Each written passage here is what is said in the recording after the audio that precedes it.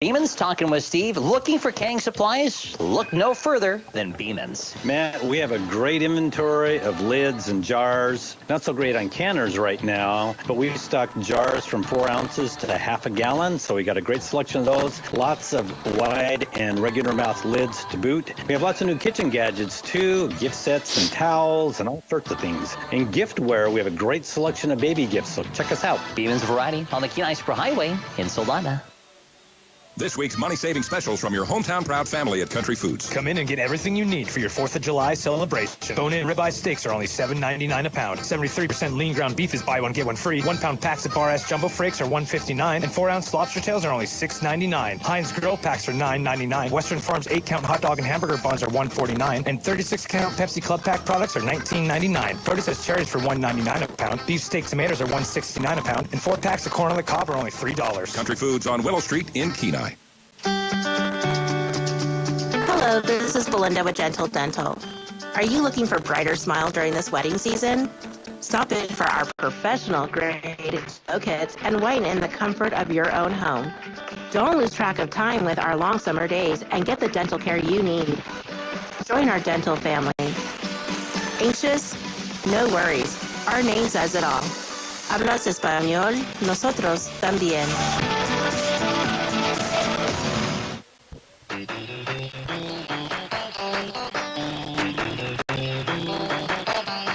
Now let's take a trip down to the field. The pregame show's Coach's Corner on ESPN 1140.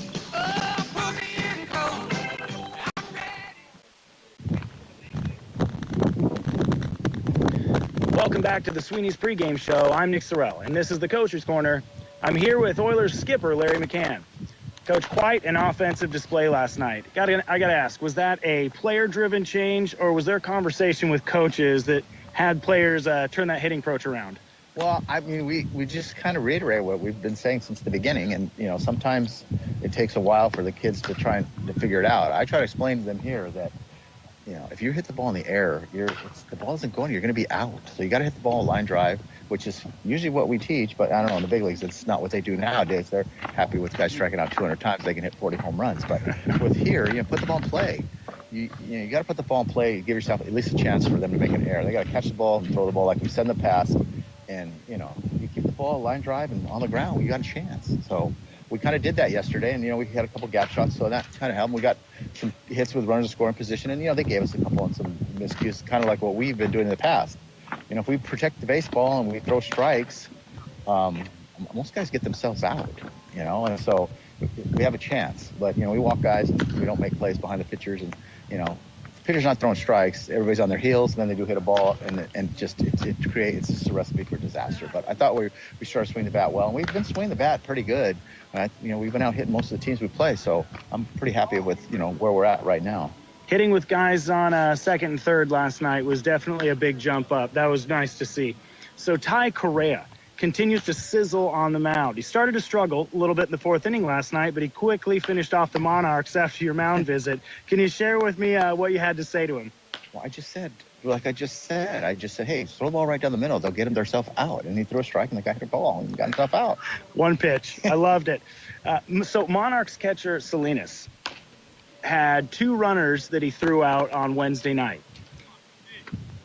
And yet you guys still went ahead and stole 7 bases last night. Did you see something in him that led you to send so many runners, or is just your regular philosophy aggression on the bases? Well, most of the time when we have stopwatches and we check, his time to the plate, and we check the catcher's time on his pop time to second base. And, when the number kind of shows that we should be able to steal the bag with who's on first, we go ahead and send them, and that's kind of what we're trying to, force the issue and, put some pressure on the defense to, force them to play catch and make some plays.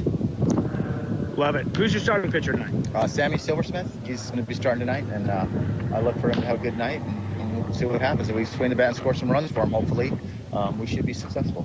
Fantastic. Coach, thank you for your time. All right. Do you take this up there? Are you going upstairs? Yeah, I'll take it up. Okay, we'll be looking around the league next. Brought to you by SLP Alaska, Professional Safety Services, offering on-site consultations, project safety support, training, drug and alcohol testing, program development, and now safety clothing, including FRCs. SLP Alaska. Find out more at slpalaska.com or give them a call at 907-202-3274. That's 202-3274. Look Around the League is next. This is Oilers Baseball and the Sweeney's pregame show on the ESPN Radio Network. Talking with Evan from Steam on Wheels. Now, Evan, if I need to get some treats, supposed to be the best shop spot. Need to Give us We a call read at it Steam on beforehand. Wheels. I'll come out. Oh, we did? Yes. What you got? Oh, okay. And that is free of charge to you. So Steam on Wheels will come out and look at my property.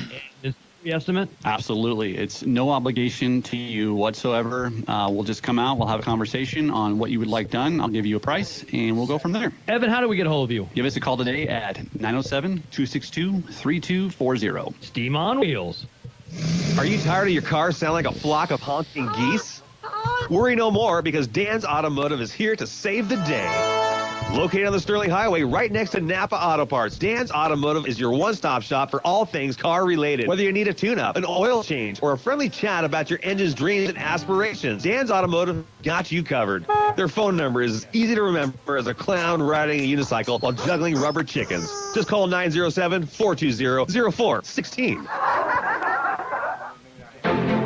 Need a waste container? Call Alaska Waste today at 283-9390. Alaska Waste has waste containers for all types of projects, from small personal containers to small dumpsters perfect for cleaning up your yard, to 8-yard containers all the way up to large industrial containers great for those modeling projects. Call Alaska Waste today at 283-9390 to get rates. Alaska Waste, your hometown hauler. 283-9390. Call now to get put on the route. 283-9390. Talking baseball, Klazuski, Campanella. With the latest scores, standings, and news from around the Alaska League, let's take a look around the league. Brought to you by SLP Alaska on ESPN 1140. Bob Bird and Nick Sorrell, as they look around the league, will give us the red-hot Anchorage Bucks. Somebody's got to dump a bucket of water on these guys. They've won 7 in a row now. They beat the Chinooks last night 7-4. They've won 8 out of their last 10. The Miners 10, the Pilots 5 last night, and the Bucks 8, Miners 3. I'm not sure if that was some sort of convoluted doubleheader. I'm not sure, but they're all dated on June 30th. So the Bucks took games from, first of all, the Chinooks and then the Miners, according to this. All right, in the standings then, the Bucks are 13-7 with a 650 percentile. The Glacier Pilots 9-7 in second place with a 563. They're 2 games back. Matsu Miners 9-8, 529 percentage, 2.5 games back. The Chinooks are 6-10 with a 375 percentile, 5 games back. The Oilers in the cellar for right now, 5-10, 333 percentile, and 5.5 games off the pace.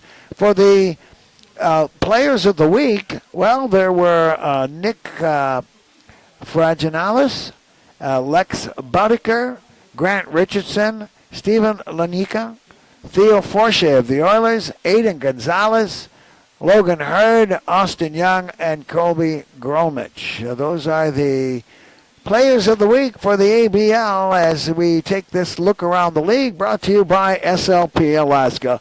We'll be back with the starting lineup and Around the Horn, brought to you by Genoa Towing and Recovery. When you need to tow, the place to go is at Genoa, 394-6068, 394-6068. Keep that in your glove compartment. Genoa Towing and Recovery starting lineups. This is Oilers Baseball on ESPN 96.9 FM. Alaska Trailer is proud to present their inventory blowout sale. Prices slash below MSRP on top quality trailers and truck beds. Whether you're looking for an enclosed trailer, dump trailer, car Just hauler, give number and position. Don't worry about averages and stuff until they come to bat. You knew that. 42-225 King Beach. Sale ends July 15th. Check the web at akhall.com or visit one of their 3 statewide locations. Looking for a dentist that will ensure your dental health? Welcome Dr. David Richburg to Ridgeway Family Dentistry as their new full-time dentist. Ridgeway has the latest technology to make your appointments a breeze with their new iTero scanner, and now offering in-house scans for crowns, bridges, Invisalign, and more, making your appointments and turnaround time significantly shorter. Thinking about a wider smile for summer? Ridgeway today to ask about their teeth whitening special. Ridgeway Family Dentistry. Yes, Located on the Spur Highway in Soldotna, 907-262-8404. Double your money, double your fun, double your chin. Wait, what? Nothing like staring at a screen all day to accentuate Half the time that. saying Nick Costello, I have to catch myself because your first names are the same. Yeah. Painless procedure which will permanently remove that stubborn fat under your chin. Consultations are complimentary. Call 907-235-1010 and learn how Tickle Liposuction can give you back that nice, sleek profile. One chin really is plenty. Bob Bird and Nick Sorrell, who is part of the KSRM family now, and you're going to hear more of him in the days and weeks to come. But it's great to have him here doing Oiler broadcasts. Nick, go ahead with the Monarchs lineup. Leading it off, the Michigan Monarchs tonight, number 1, Silas Butler in center field. Second, right fielder Mason McGuire, number 8. Batting third, number 40, third baseman Tony Hatzigiorgio. Batting fourth, catching, number 26, Zach Salinas. Batting fifth, left fielder, number 19, TJ Kayla. Batting sixth, second baseman Luke Johnson, number 22. Batting seventh, first baseman, number 18, J.J. Arbini. Batting eighth, DH, number 2, Avery Thielman. And batting ninth for the Michigan Monarchs, number 21, shortstop Steven Casas. The Michigan Monarchs are coached by Kelton Caldwell and assistant coach Adam Castillo. Number 24, Ricky Kidd, will be on the mound for the Monarchs tonight. For the Oilers, leading off will be number 3, Owen McElpatrick, playing shortstop. Batting second will be number 2, Drewby Pinkston, and he's the DH today. Batting third is number 26, Nick Costello at center field. Batting fourth is Ben Griffin, number 15, in left field. And the 5 spot is Josiah Chavez, number 14. He'll catch behind the plate tonight. And the 6th spot is Leighton Helfrich, number 13. He's in right field. And the 7th spot is number 17, Theo Forche, playing first base. And the 8th spot, number 12, Mike Elko. He'll be at third base tonight. And in the 9 hole is number 27, Raisen Ujimori, at second base. The Oilers are coached by Larry McCann, Kevin Clancy, Jonathan Villa, and Chris Jimenez. We'll be back in a minute and a half as the national anthem is being played. This is Oilers baseball on KSLD. When you've been involved in a car accident, getting healthy is the most important thing. Having an advocate that can go out and get a full and fair recovery for you should not be something that you have to worry about. When people have been injured and suffered catastrophic injury or huge medical bills, other insurance companies can come and try to reduce your recovery. It's imperative to have someone that knows how to fight with these insurance adjusters look out for your interests. At Earhart, Elsner, and Cooley, we want to add value to your case to ensure a maximal fair recovery. Fuel prices, food prices, utilities, and your blood pressure, they're all up. Well, Eyewear Express is holding prices right where they are. Let me say it again. Eyewear Express is holding our prices firm. And Eyewear Express will continue to offer you a second pair free when you purchase a complete pair. Get a second pair of single vision glasses for free. Eyewear Express, located in the Peninsula Center Mall, Soldotna, 260-9199. Do you have visitors in town? We're ready. If so, plan Coming to up. bring them to Kobuk Valley Jade Company to meet their friendly staff who can explain how jade is Alaska's gemstone. They also have a nice selection of unique souvenirs if you just need some Alaskan memorabilia. Home. If you stop by on a Friday or Saturday, check out their garage sale outside, weather permitting, on the garage sale side of the store. Kobuk Valley Jade Company at 41735 Sterling Highway, open Tuesday through Saturday, 10 a.m. to 6 p.m.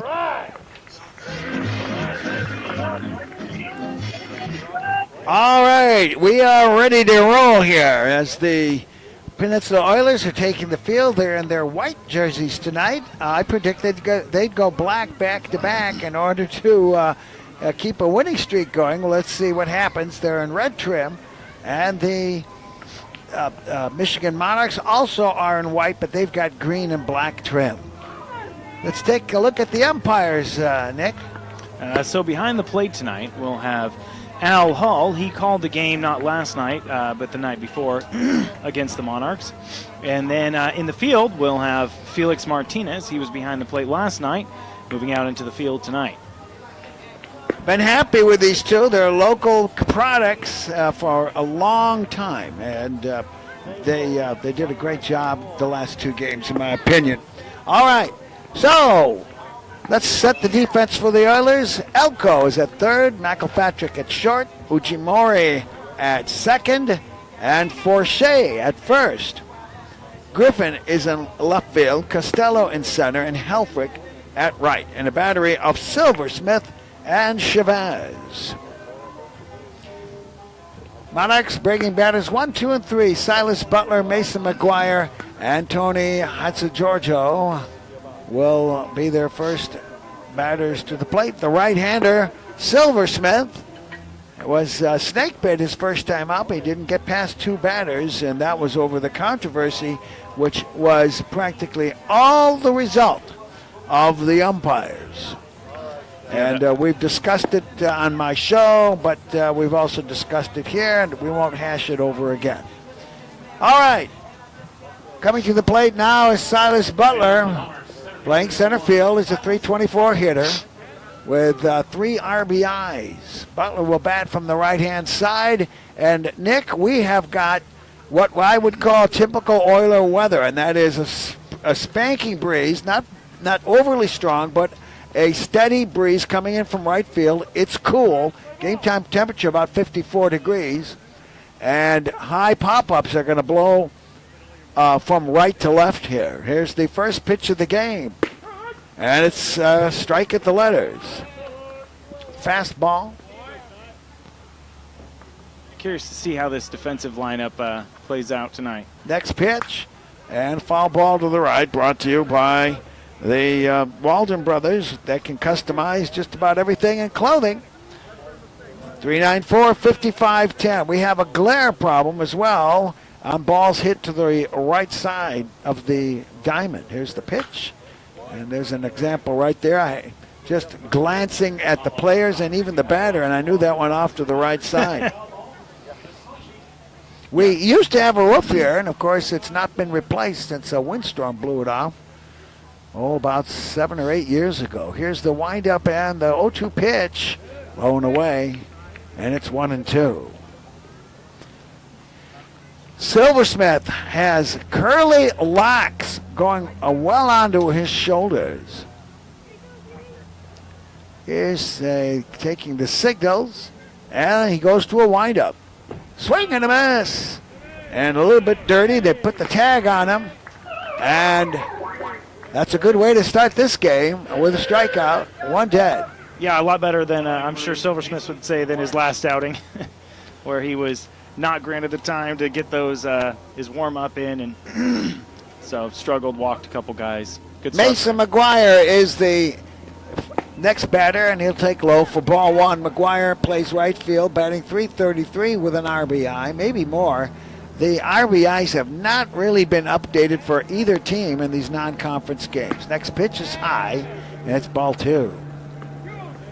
Shortstop McElpatrick is deep with his heels on the grass, but the third baseman, Elko, is up on the infield grass. Here's the 2-0, and it's a fly ball to center field. Measuring it is Costello, and that is a routine fly and F8 for 2 dead. Did you see that in the glare? Yep. Yeah, it was pretty, not too deep. It was just it's straight up. But yeah, no, I can see how it'd be easy to lose these in the sun today. See how these, especially like left field plays anything that's headed out their way. Tony Hatzigiorgio is the batter. It's outside for ball 1. He's the third baseman, batting .227 with 2 RBIs. Number 40 bats from the right-hand side. Here's the pitch, and that's outside. It's ball 2.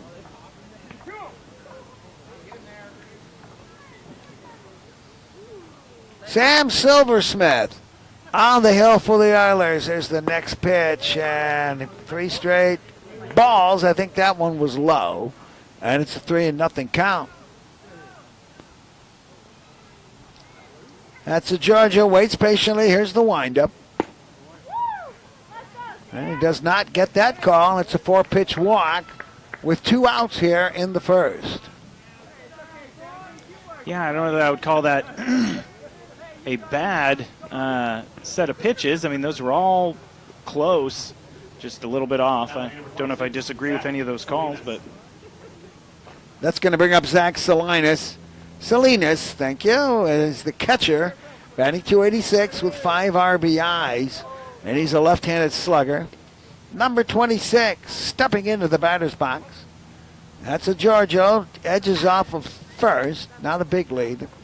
Next pitch is a pop-up to the right side. It could be fair, could be foul. The second baseman grabs it, Ujimori, in foul territory, and he never lost sight of it. And that was a 3-man convergence. First base, right field, and second base. And the right away goes to the second baseman usually. And a P4 will shut the door here in the first inning.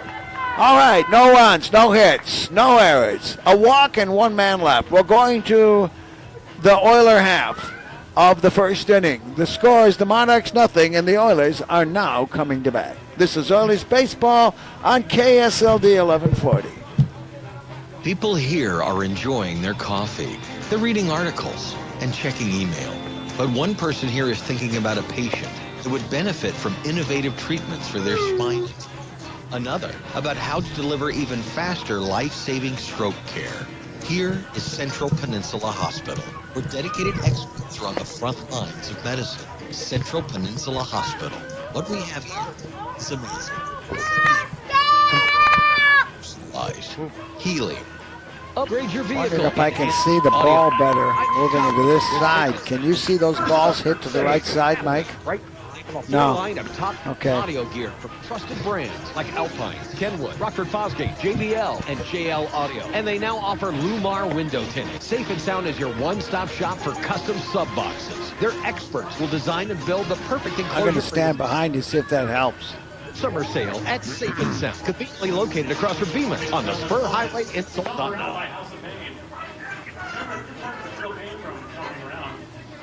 And we're back here at Coral Seymour Park as the Oilers will send McElpatrick, Pinkston, and Costello to the plate as we wait for the catcher, number 26, Zach Salinas, who made the final out. On the hill is the right-hander, Ricky Kidd, and looks like about 6 feet, maybe 200 pounds, and we'll see what he can do. yeah, Owen coming to the plate here struggled last night. Went 0 for 5, strikeout, couple fly out, couple ground outs. See if he can right the ship tonight, get back on top here. McElpatrick batting .251, 1 home run, and we think about 7 RBIs. Playing shortstop today, he's a right-handed slugger against the right-handed throwing Ricky Kidd. Here's the windup and the pitch by Kidd. Swing and a miss, strike 1. Ricky Kidd, 6'1", 185 pounds. Goes to the University of Michigan. Here's the windup and the pitch.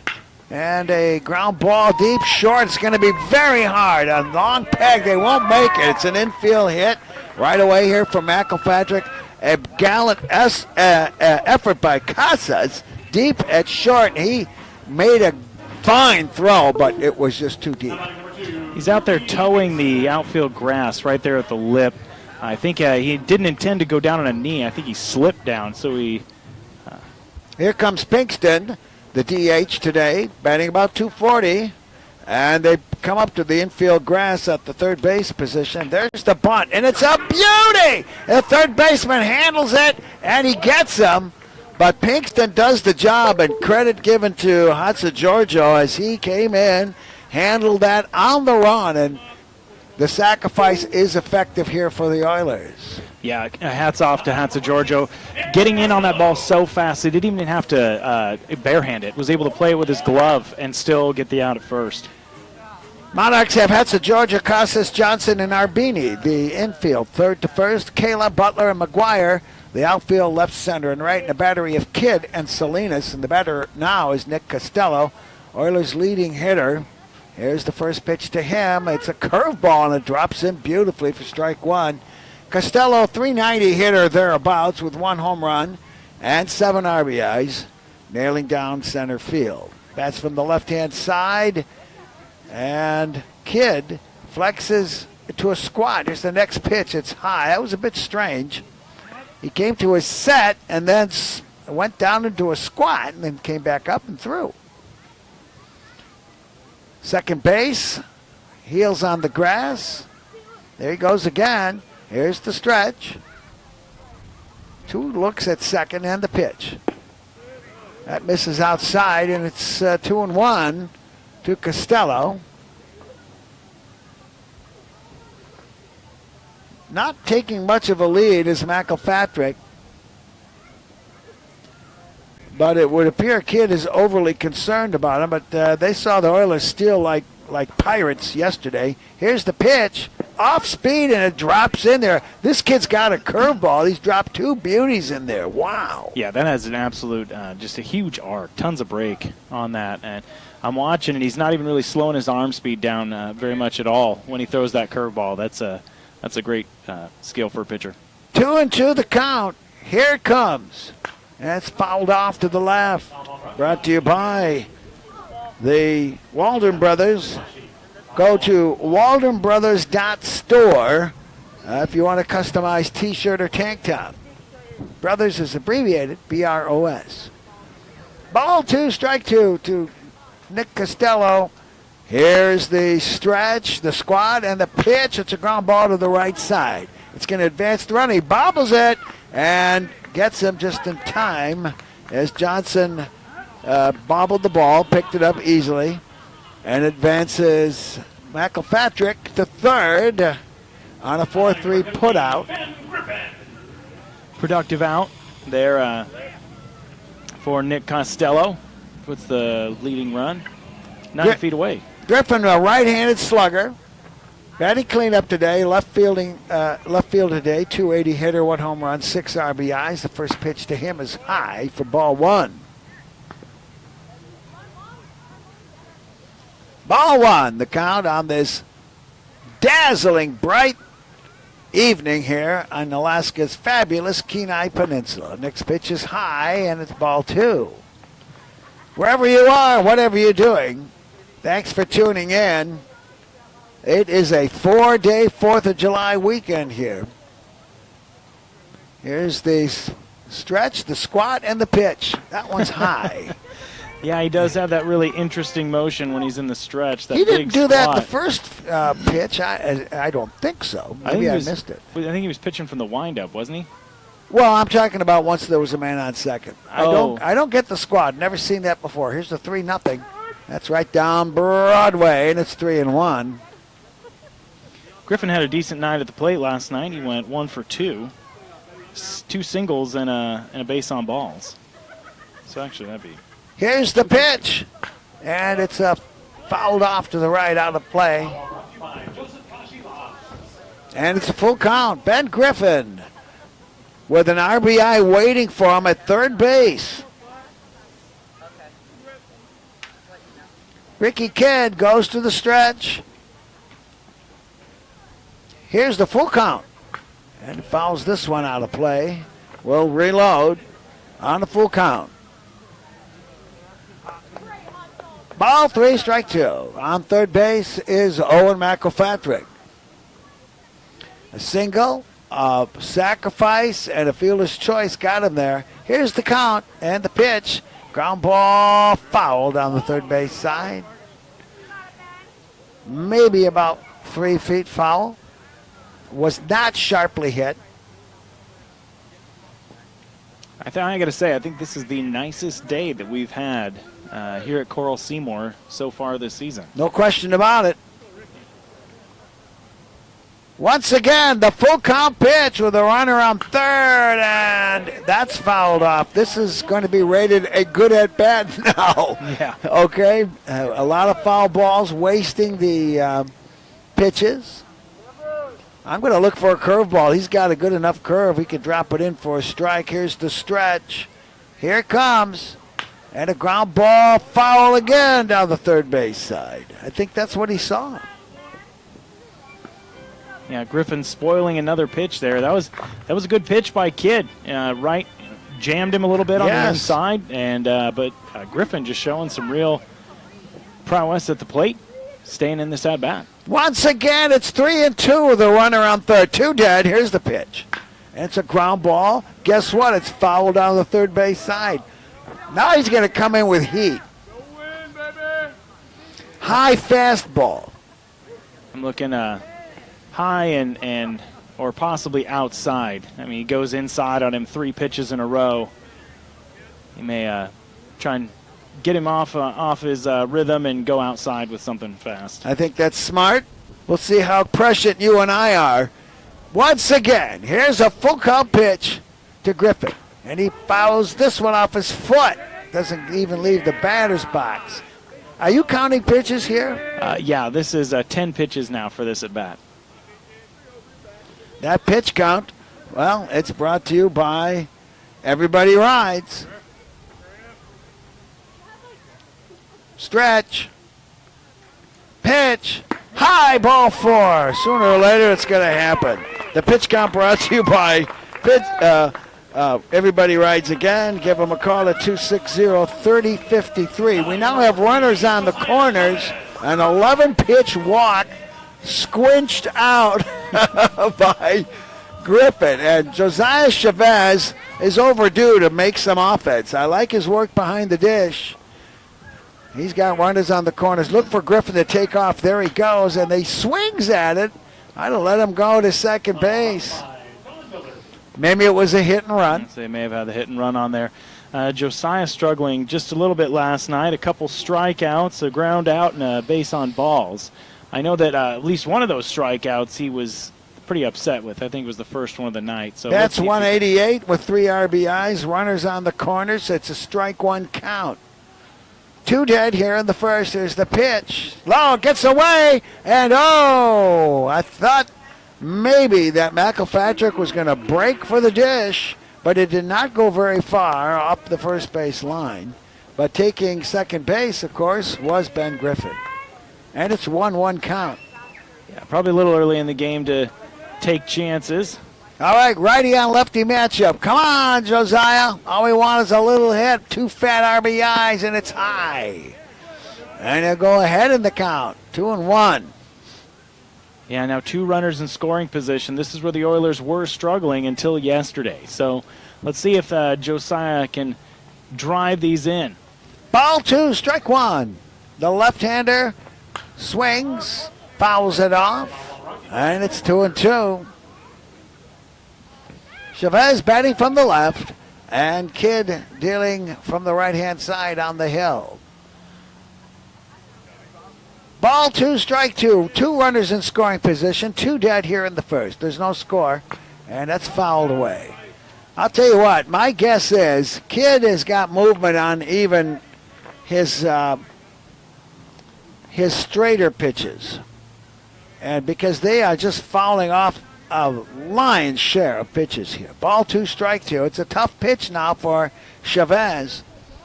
Here it comes. That's way high. And it's a full boat to Chavez.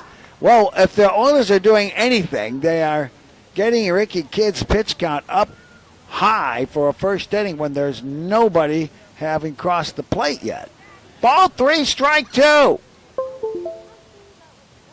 The stretch and the pitch. Popped up, fouled. That was probably ball 4, but close enough to protect the plate, I think, is high and tight on the bat handle. Well, I would say now that after 2/3 of 1 inning, the kids in the stands tonight have accumulated enough balls that they could probably host a game themselves. All right. Well, I think it's a full count pitch. Yes. All right. Yep. Ball 3, strike 2. Runners on second and third. There's 2 outs. The Oilers threatening here. Let's do it, guys. Here's the stretch and the pitch. And it's fouled right back to the screen. How many pitches at this at-bat? I believe, if I'm counting correctly, this is now 9. 9 coming up. My goodness. Again, everybody rides, giving you those pitch counts, even the mini counts. Ball 3, strike 2. The stretch. The pitch. Curveball fouled back. Wow. I'm wondering if there's something on his breaking ball that they're able to pick up, because it's got enough break that they can't get solid contact on it, but they are getting an eye on it, right? Ball 3, strike 2. Come on, Josiah. Here's the pitch. And he grounds this one to the second baseman. He handles it quite easily. And the Oilers, well, they burned his arm a little bit, but they go down without anything to show for it here in the first. No runs, 1 hit, no errors. There was a sacrifice, a walk, and 2 men left. We'll go to the second inning. There's no score between the Monarchs and the Oilers on KSLD 1140. If you're in the market for excavation and landscaping services, call Earthscapes LLC. Earthscapes offers high-quality service at a price you can afford. They specialize in tree removal, general excavation, new driveway installations, landscaping, Did and Griffin hardscape. walk? Earthscapes is the key to I don't know why I put him down as a 5-3 putout. That was Call Pinkston. Earthscapes LLC for your excavation and landscaping. Costello was a 4-3 putout. Yeah, I don't know why I had that messed up. 7624 for high-quality service at an affordable rate. Earthscapes LLC. The fish are running, and you definitely want to get out on the river and enjoy all your Alaskan adventures. Don't let dental problems sideline your fun this summer. Now is the time to get your teeth checked, cleaned, and repaired. Dr. James Julian and his team are ready to help get your dental health in top shape, offering comprehensive services in a relaxed, family-friendly atmosphere. Contact them at 907-283-4857 to schedule your visit today. It's summer. Welcome it with a smile.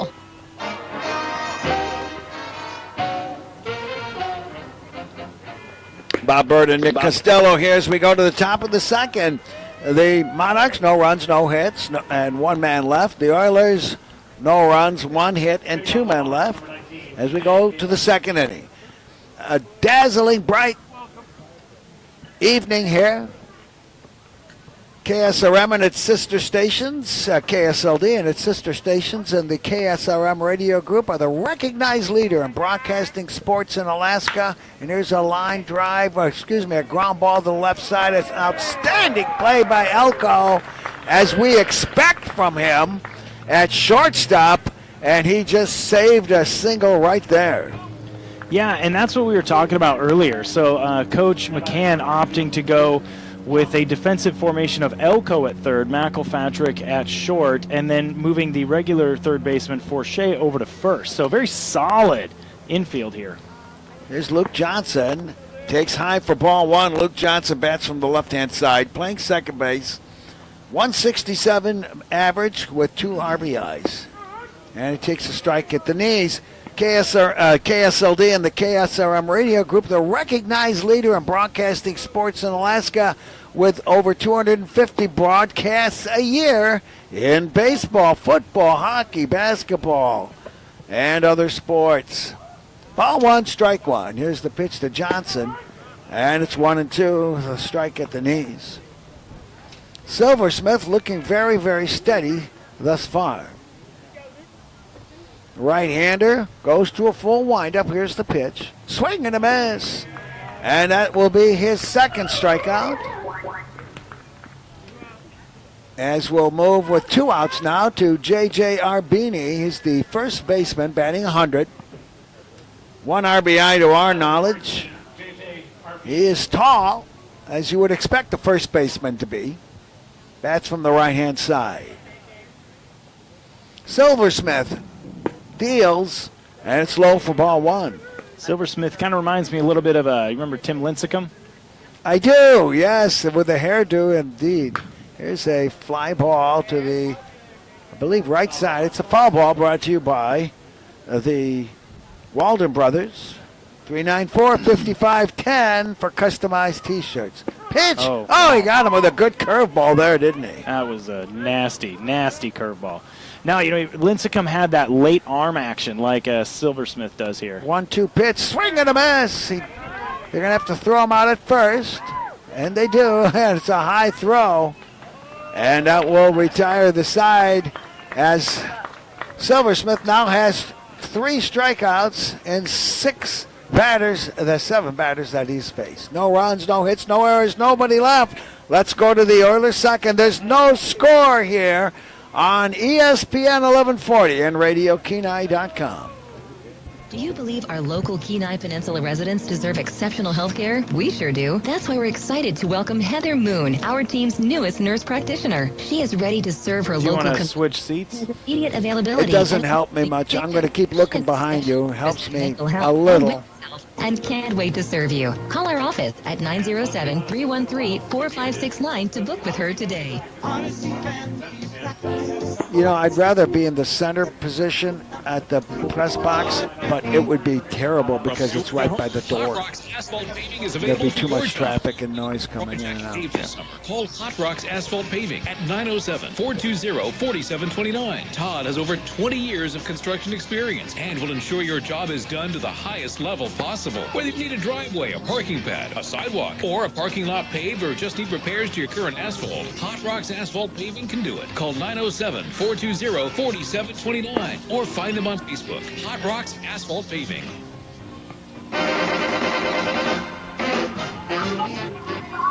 Bob Bird and Nick Sorrell, as we'll go here with Ricky Kidd. I don't think he needs any warm-ups considering how many pitches he had in that first inning, but he kept the Oilers off the board.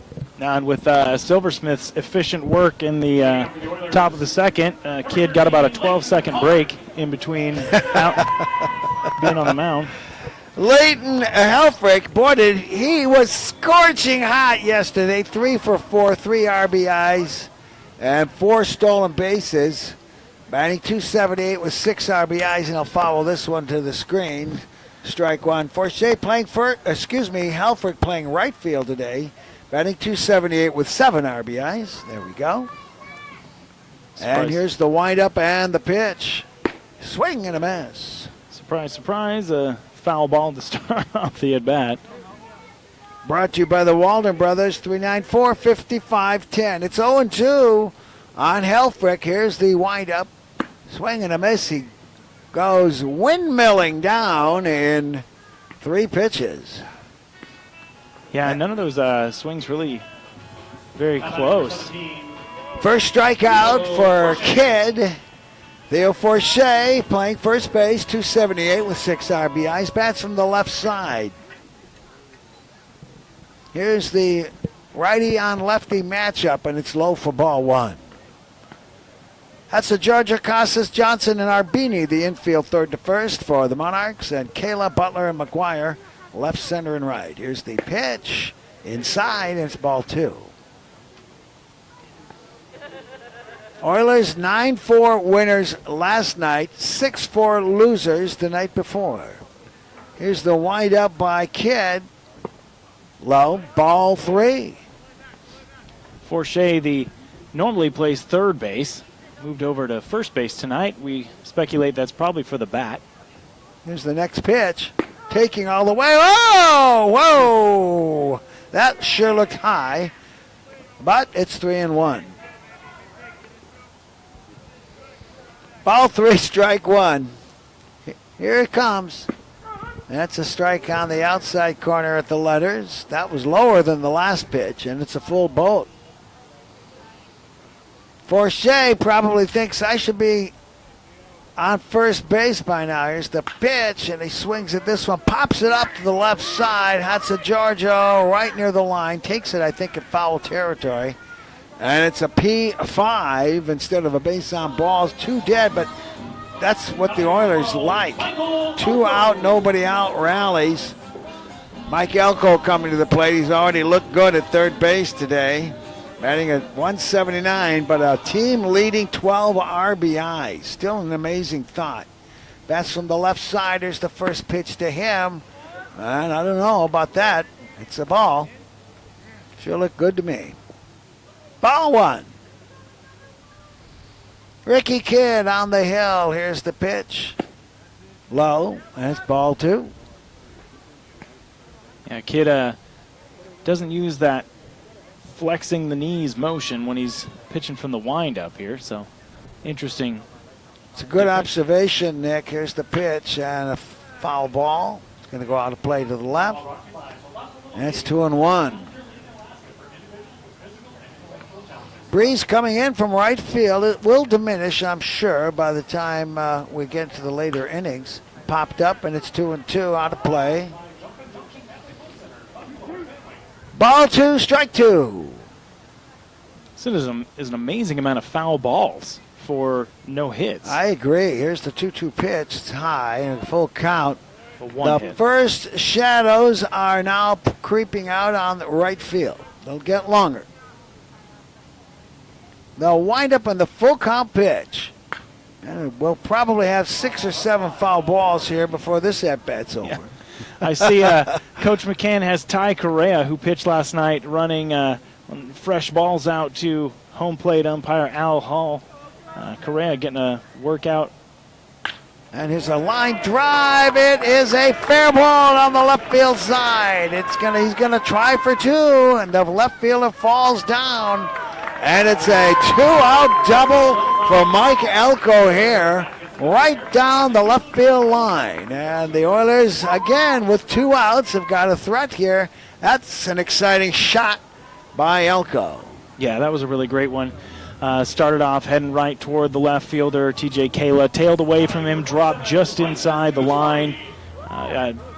Great hit, good hustle around the bases to make it all the way to second. We can't see the line. They've rechalked it or repainted it, but there's a lot of mowing streaks on either side of it, and we're going to just wait for the umpires to make those calls. Now we got a runner on second, 2 outs, and the batter is Ujimori. Batting 190, playing second base. He's got 4 RBIs. And here's the pitch. Low and inside for ball 1. Righty on lefty matchup here. Was it Ujimori who put a double to the wall, or was that Pinkston a few nights ago? Ujimori. Ryson had a great game. I think he had 3 hits that game, and he was playing really well. Here's the stretch, and a fly ball, right side. It is out of play into the Oiler bullpen, I think. Yeah, it's right there into the corner. And we have a 1-1 count as Ujimori will step in here. He was probably being very patient with the curveball there. 1-1. Here's the stretch and the pitch. Inside, and it's 2-1. Boy, a hit here would look good once again to establish the Oilers' reputation as starting threats and rallies with 2 outs. Here's the pitch, and it's popped over the roof here, and it's 2-2. I'm really trying to watch Ricky Kidd here to see, is he tipping his pitches somehow? Like, what is he doing that is inducing so much foul contact? Ball 2, strike 2. Right-hander, checks second base, makes his squat. Here's the pitch. That hit him. And it hurt him, too. As Ujimori, don't rub it, right? No, I would never listen to that advice. I'm going to rub like crazy. Thank you. Hit by a pitch, and we got runners on first and second with 2 outs. That's going to bring the top of the line. McElpatrick singled his first time up. And we'll see what he can do this time around. Get the name of that song? The one that's playing right now? Yeah, what is it? I couldn't tell you. Oh, okay. I would play The Big Hurt. All right. So we have a double and a hit batter, and McElpatrick now the leadoff hitter. Bats from the right-hand side. He singled his first time up. The Oilers with a 2-out threat. Here's the first pitch. And he pops this one up and over. And strike 1. Yeah, second consecutive night now that Owen has appeared at the plate in the first and second inning. It's usually a good omen, right? Well, we're getting men on base. We're not getting them home. Here's the next pitch. It's outside, and it's 1-1. Shading close to second base is Johnson, playing second base tonight. He'll be there to make a throw if Kidd elects to do so. We got a 1-1 count. Here's the pitch. And it's a solid shot right to the shortstop on one hop, and he'll end the threat here with a 6-3 putout to retire the side in the inning. Well, there was no runs, one hit, a hit batter, and again, the Oilers stranding people with 2 men left. At the end of 2 complete, there's no score between the Oilers and the Michigan Monarchs. This is Oilers Baseball on ESPN 1140 and RadioKenai.com. In Kasilov and craving convenience? Look no further than TJ Seggies. Fuel up with quality gas. Stock groceries from 6 a.m. to midnight and grab your favorite drinks from the Yeah, liquor that's store at midnight. Oh, that's did we uncanny. mention That many foul balls. How many foul balls? You want to get a pitch count?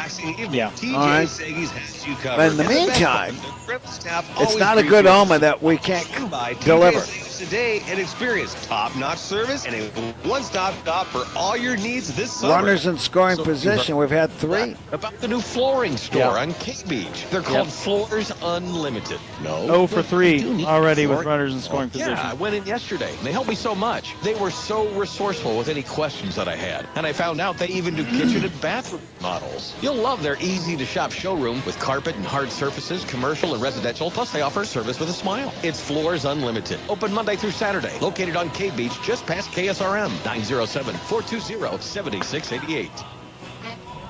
Bob Burden, Nick Sorrell. There's no score at the end of 2 innings of play. And let's get a pitch count on Ricky Kidd. Yeah, Ricky Kidd already all the way up to 47 pitches through Wow. 2 innings. That pitch count brought to you by Everybody Rides Again. Looking for a used vehicle? No credit, bad credit, no problem. Your job plus a small down payment is all you need. Located at the Big Corner, K Beach and Poppy. All right. And the Monarchs send batters 8, 9, and 1 to start the 3rd inning. Thielman, Casas, and Butler. And Thielman takes strike 1. Here's the next shot, and it's a ground ball to the shortstop. McElpatrick makes a low throw, and Forche shows he can play first base. Yeah, that was great play by both guys. McElpatrick just, again, showing up with consistent play at shortstop. And Theo Forche, great glove over there at first. Here's Steven Casas, the shortstop. He's 0 for 10 on the season so far as we know, and he takes outside for ball 1. So look out, this guy's overdue, and he's about 5'8". Here's the next pitch. Off speed, fouls this one off, brought to you by the Walden Brothers, 394-5510. We had a 5'8" player of the year for the Oilers, I think in 2011. Made it to the bigs. Here's a ground ball right back to the pitcher. And he'll underhand it easily for a 1-3 putout. Mike Miller was his name. He only played 1 game. Yeah, he's almost like a Moonlight Graham in that regard. But, boy, he had 2 years here with the Oilers. The first year he hit like .233. The next year he owned the league and was the player of the season for the entire league. Really? Oh, yeah. And it just shows you what can happen. I mean, he was scorching hot, hitting like .350. And stealing bases like crazy, and I think he played shortstop. Here's the next pitch to Butler. A line drive to the second baseman behind the bag. Makes a 3/4 underhand throw. And Silversmith looks sharp after 3. All right. We'll go to the Oilers' 3rd on that 4-3 putout. No runs, no hits, no errors. Nobody left. Let's get some runs here. And there is no score on RadioKenai.com and the ESPN Radio Network. Are you craving a fiesta that's tastier than a piñata full of tacos? Look no further than Senior Pancho's Mexican Restaurant. Step into their lively canteen and dive into a flavor fiesta that'll make your taste buds dance the salsa. Picture this, you're sitting back sipping a margarita at 11 a.m. It's never too early for a margarita, but hey, they're not just about the drinks. Senior Pancho's is the ultimate sports headquarters. Catch all the action on New pitcher.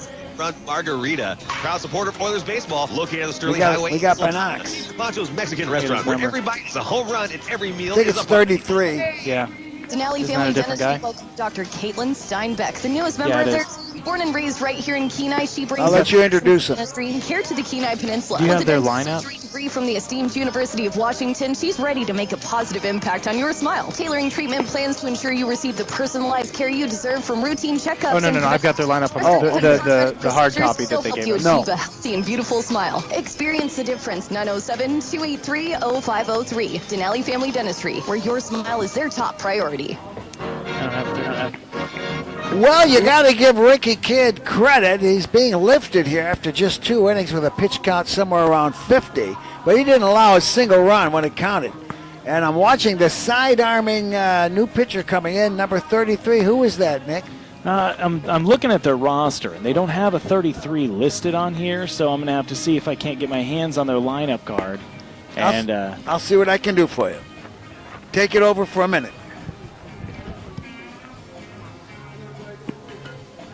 Yeah, lanky right-hander on the mound here. Once we can figure out the name connected to the number, we'll be able to find out a little bit more about him.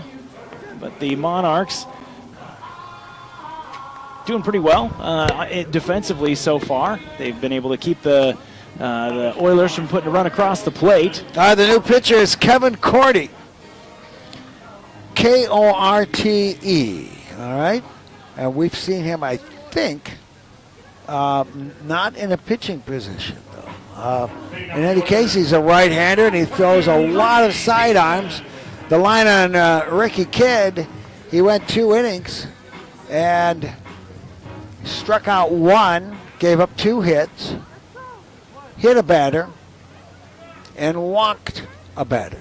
And the first pitch to the Oiler leadoff hitter is Drewby Pinkston. He takes strike 1. Drewby sacrificed McElpatrick to second in the first inning. Righty on lefty matchup. Here's the pitch to Drewby, and it's outside, and it's 1-1. Big right-hander. Got to be about 6'3". Here's the pitch. Look out! That hit him square right between the shoulder blades. Maybe even just very close to the neck. And Korte, who's throwing sidearm, that one hooked over too close. Yeah, here we go. Korte is a 6'3" right-hander out of South Lyon, Michigan. Plays college for Saginaw Valley State. And another left-hander coming to the plate, Nick Costello, grounded to second in the first inning, getting signals now from the third base coach, Kevin Clancy. Drewby takes off. They're not going to hit and run. Here's the throw. It goes skipping into center field, and the second baseman backs it up. Clean steal there by Drewby, and there was no question they wanted him to take that bag. Yeah, no, that was a little fortunate for him. Casas getting his glove just a little low. The ball bounced over his glove. I think if that ball ends up in his glove, he probably gets him. But, no, Costello took ball 1, the left-hander. Takes a pitch outside, and it's 2-0. Costello batting somewhere in the upper 390s with 1 home run, 7 RBIs, as the Oilers now threatening with men on base and in scoring position. This time there's nobody out, and they just called time. Not quite sure why. I think the time was called by somebody on the field. Ball 2, no strikes.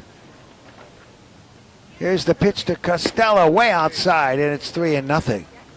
Well, here we go. We got another runner in scoring position. So far, Oilers 0 for 2 with runners in scoring position. Let's see what Nick Costello can do here. See if we can get a run across the plate, or at least. They're telling us the count's 2-1, but I haven't seen a single strike that I thought was called. And the pitch is 2-2 now. I think the ump missed one there. I mean, not that he lost track of the count, but he missed signaling a strike. Ball 2, strike 2. Here's the pitch. Ground ball to the right side.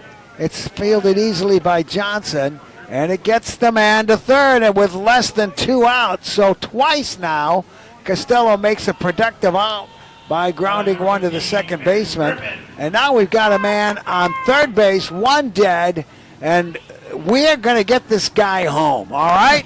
You hear that, fellas? Ben Griffin walked, stole a base. He'll bat from the right-hand side against the right-handed throwing Kevin Corty. Here's the first pitch to him. He'll take a strike at the letters. Strike one. Yeah, all we need is a ground ball to the right side. Lift something into the outfield. Here's the next pitch, and it's a fly ball into the gap. It's going to fall between left and right. He's going to try for second. No, just a big turn. He's going to hustle back. Look out. And he did not slide, but he gets the RBI, and that's a clutch hit. I told you he was going to knock him in. The power of positive thinking, willing things into existence.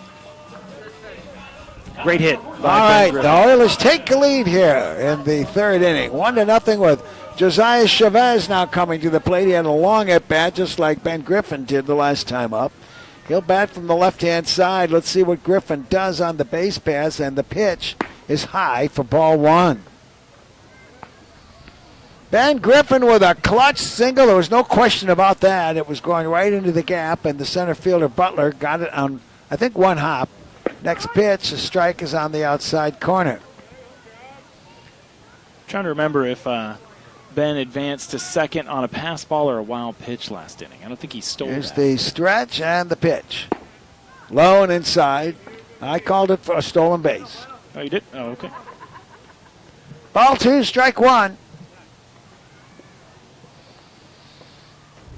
Right-hander and the pitch. Popped up. It's going to be in play to the left side. Hudson Georgia comes over, can't get to it. It's right on top of the it's right into the metal bleachers, and it's 2-2. What we want is a punch single to left. That won't get anything except station to station, but it'll still be good. Come on, let's go, Josiah. It's a 2-2 count. Righty on lefty matchup. Runner on first base. The run is in. Oilers leading now 1-0. Here's the stretch and the pitch. Low and inside, and there won't be a play. Stealing second base, standing up, is Ben Griffin. He's trying to do something very similar to Helfrich yesterday. He's got 2 stolen bases already. And we have a 3-2 count. Here's the pitch. And it's high for ball 4. Chavez works a walk here. That's not a squinch because there weren't enough foul balls. No, didn't have to do much squinching to get that. All right. Here's Leighton Helfrich. He struck out. Boy, he was hot yesterday. There's a big chance for him here. The infield fly rule's in effect with runners on first and second and 1 out.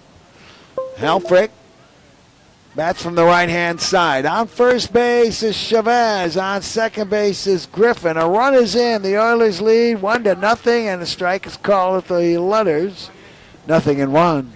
Yeah, Al Hall has a extended strike zone at the top tonight. I Different than 2 nights ago, in my opinion. It is. Yeah. Here's the pitch. Oh, beautiful breaking pitch. Very slow. And it's 0-2. Helfrich in a hole now. Right-hander goes to the stretch. And the pitch. And it's popped up. Going to be an infield fly. They're calling it right now. And it's caught by Johnson. And there's 2 dead. Now time for a double steal. That's a P4. And Theo Forche, who's nobody's fool with a bat in his hand. I'm just going to predict a double steal here. Let's see what we get. Or a hit and run. There you go. But they might wait till he gets ahead in the count. So we'll have to see how he'll work this. And the first pitch misses. Maybe outside for ball 1. Well, there you go. One is on first and second. Yeah, one is on first and second. 2 dead. A run is in for the Oilers with chance for more. See if they wait for 2-0. Here's the pitch. There's a ground ball right side. It's going to be tough for the second baseman. He can't. He knocks it down, and he's hurt. 1 run's going to come across. He is hurt. He made a valiant dive. The right fielder had to salvage the play coming in, and Johnson is hurt, and we've got an RBI by Forshea. I could see right away that was a seeing eye ground ball, and Johnson was not going to quit on it, and he heroically probably saved a run. Yeah, if I'm just having to speculate, I hate to think worst case scenario, but that looks dangerous on the wrist. Wrist? I was thinking shoulder. Well, the way that he laid out for that ball, and when he came up, his glove popped out from underneath him. That tells me that it looks like he rolled up that wrist, and so when he comes up, the wrist flips up and the glove comes off. I don't think he's going to finish the game. He's got the entire team clustered around him, and we got an injury timeout. The Oilers have 2 runs across, a rally still in progress on the play. Chavez took third, and Forshea singling Griffin home. So the Oilers lead 2-0. We're going to take a 1-minute timeout. This is Oilers Baseball on ESPN 1140 and RadioKenai.com. Are you one of those people who don't like to wait and have a zillion things on your to-do list and no time for the DMV? No problem. AK Express is your on-the-go title, tag, and registration solution. AK Express is conveniently located on the corner of K Beach and West Poppy Lane next to Everybody Rides Again. They'll have you in and out in as fast as 10 minutes with next to no wait time. AK Express, your on-the-go title, tag, and registration solution. 907-260-9501. When I have issues with my sewer or drain, I call Sean Parnell with Roto-Rooter. He will come out to your house pitch and count on anytime, including weekends and holidays. Silversmith. Have a broken line or need those grease traps cleaned? Call Sean Parnell with Roto-Rooter today. He is reliable, professional, and he knows what he is doing. This summer, support local for all your sewer, drain, and grease trap needs. Roto-Rooter even has a camera coming out to as check number 10. Yep, Sean Parnell today at 907-262-5605. Roto-Rooter. Bob Bird and Nick Sorrell here as we have an extensive injury timeout. It must be serious enough because the umpires and the entire team from the field is out there looking into Luke Johnson. He made a dive to his left. Nick thinks that he may have hurt his wrist, and marching out is number 10 to take his place. And we'll get him here in a minute. Nick, go ahead, take over for me. Yeah, that was a scary play out there. You always love to see your players stretching out like that. Let's see here. Luke Johnson back on his feet now, walking slowly off the field, and he does look to be clutching that left wrist.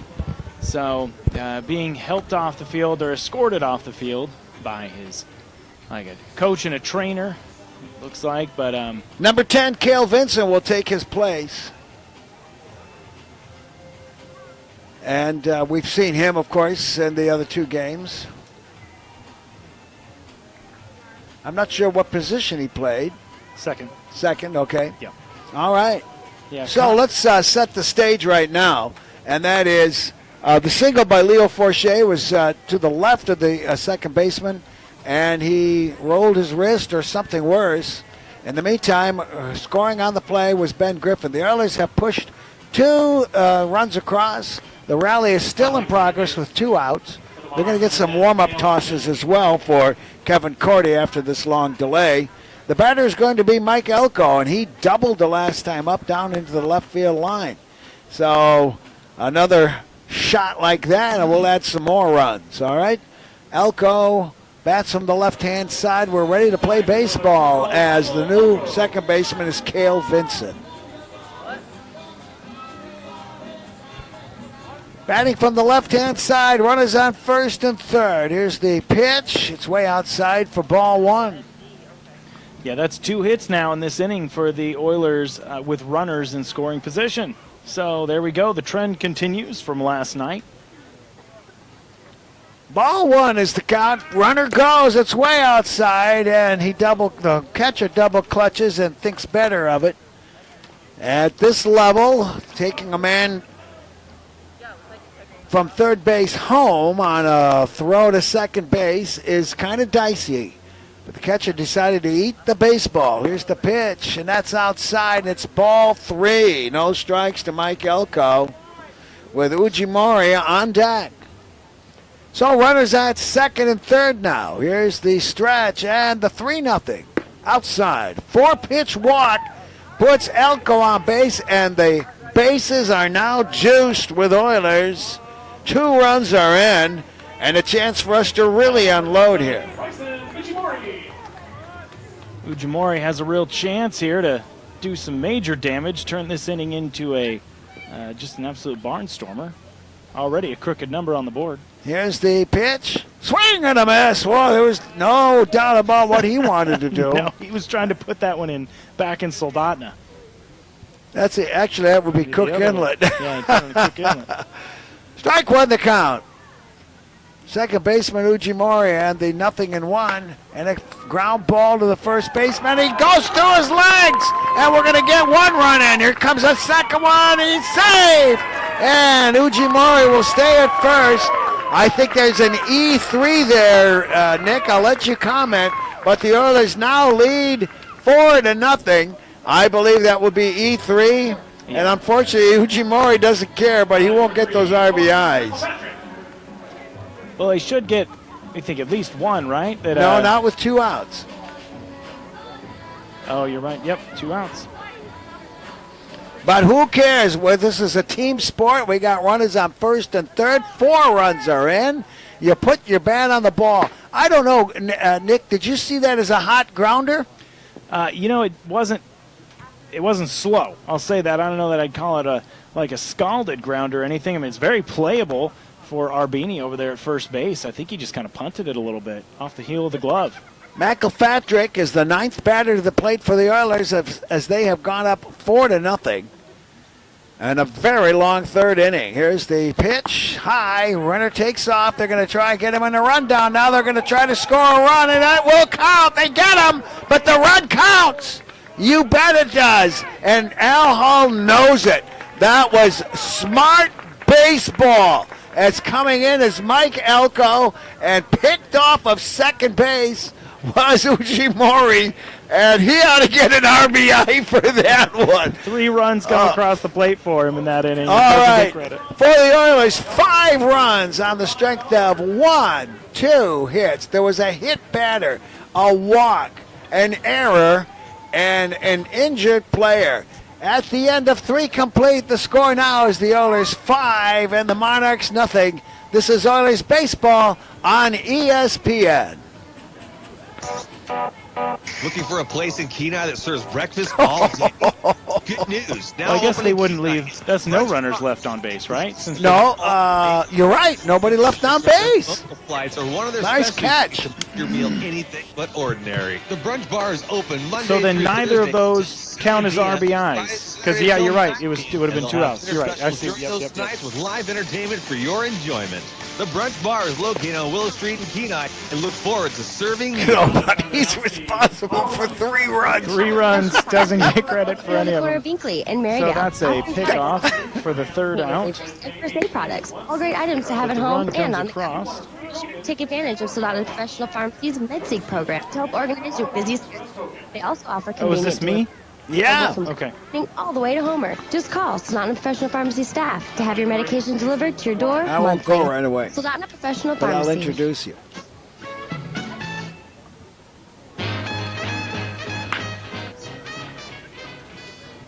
Welcome back to Oilers baseball. Oh, wow! In left field, Griffin tumbles and makes a catch on a sinking fly ball to start the the 4th inning. It should have been your call, Nick, but we're still picking up the pieces from that last inning. I know, I'm still making some notes here. I didn't even see that we'd moved right into the pitches. Anyway, we're back here with Oilers baseball. It's now the 1 out into the top of the 4th inning. Sam Silversmith back on the mound has already gotten a line out to left field for the first out of the inning. That was Mason McGuire. Tony Hatzigiorgio, the 3rd baseman in the box. He's looked at a strike, and now the 2nd pitch for him comes in, and he fouls it up and out of play. That foul ball brought to you by the Walden Brothers. They can customize just about anything, but they specialize in clothing, T-shirts, and crops, tanks, and more. Visit waldenbrothers.store or call them at 907-394-5510. Well, there's a lot to comment on that 5-run Oiler third inning, but it is Ryson Ujimori was responsible for 3 runs. Swing and a miss, and that will send Hatza-Giorgio down swinging. 2 quick outs again for Sam Silversmith to start off this top of the 5th inning. Ujimori may not get those 3 RBIs, but he's going to get an interview up here in the booth. I'll tell you what. Yeah, that was quite a job by him. Sadly, you don't always get the credit you deserve for stuff in the stat book. First pitch to Zach Salinas comes in high for ball 1. It's a team sport. You don't care, and you learn that as you get older. So the count here 1-0 on catcher Zach Salinas. Ball 2 off the plate. And, of course, the catch in left field by Griffin was spectacular. I don't think you saw it, Nick. You were still a bookworm there. Yeah, I was looking down at the stat sheet here. That ball's fouled back to the screen. So the count on Zach Salinas is 2-1. I look up in time to see you're pointing and the ball's in the glove. And yeah, it was a sinking fly ball into the gap, and it was just an outstanding play by Griffin. Nice job. 2-1 pitch. Low. Look where Costello is on center field here. Yeah, he's positioned way over there to the left, almost in left center.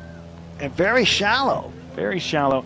I saw them doing that last night, making that adjustment to try and stem the bleeding from all those singles. There's a grounder chopped right over the head of the second baseman, Ujimori, and that's going to be a base hit. No, that was a line drive. That shows you the glare can catch you, too. Oh, yep. I thought that bounced right off the ground and went up over his head. So there we go. So that's a single for Zach Salinas, and that is the first hit given up by Sam Silversmith.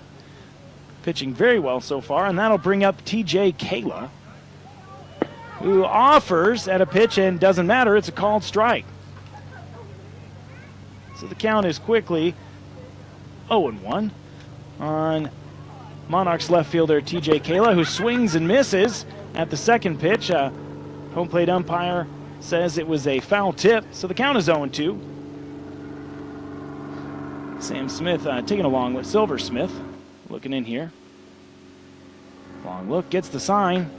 Swing and a miss. No, it's fouled out of play. You got to let the folks know again that the glare, as we experience here against the plexiglass, is leaving us with anything generated to the right side of the infield with either a missed call or something like we don't know where it is. Here's the pitch.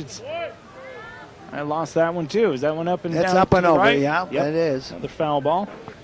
Looking around the diamond here, the Oilers' defensive position, Elko at third base, McElpatrick at short, Ujimori at second, and Theo Forche at first. Here's the 0-2 pitch. Swung on and lifted into center field, but Costello is right there to record the out. Well, that'll retire the side for the Monarchs here in the top half of the 4th inning. They get no runs on 1 hit, no errors, and they leave 1 man on base. And the score now after 3.5 is the Oilers 5 and the Monarchs 0. You're listening to Oilers Baseball on ESPN 1140 AM, 96.9 FM, and RadioKenai.com.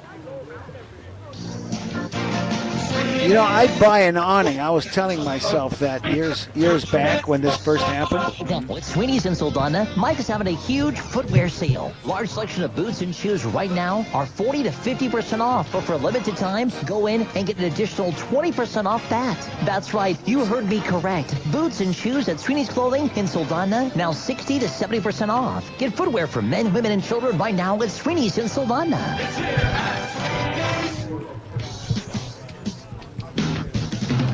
Get your tractor, trailer, and equipment inspected and serviced now at The Best Shop, located on K Beach Road. The Best Shop is a full repair shop and tire center for all tractor trailers and heavy equipment, and they stock parts so they can get your job done quickly to get you back on the job.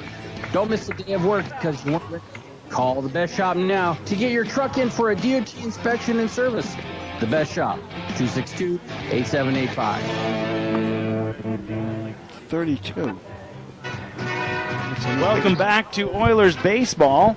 We have another new pitcher on the mound. It's number 32, a right-hander. We're trying to get his information as well. We'll see if we can't update you here soon. Let's see. I don't see him on my stat sheet, but I'm sure we'll figure it out here in just a second.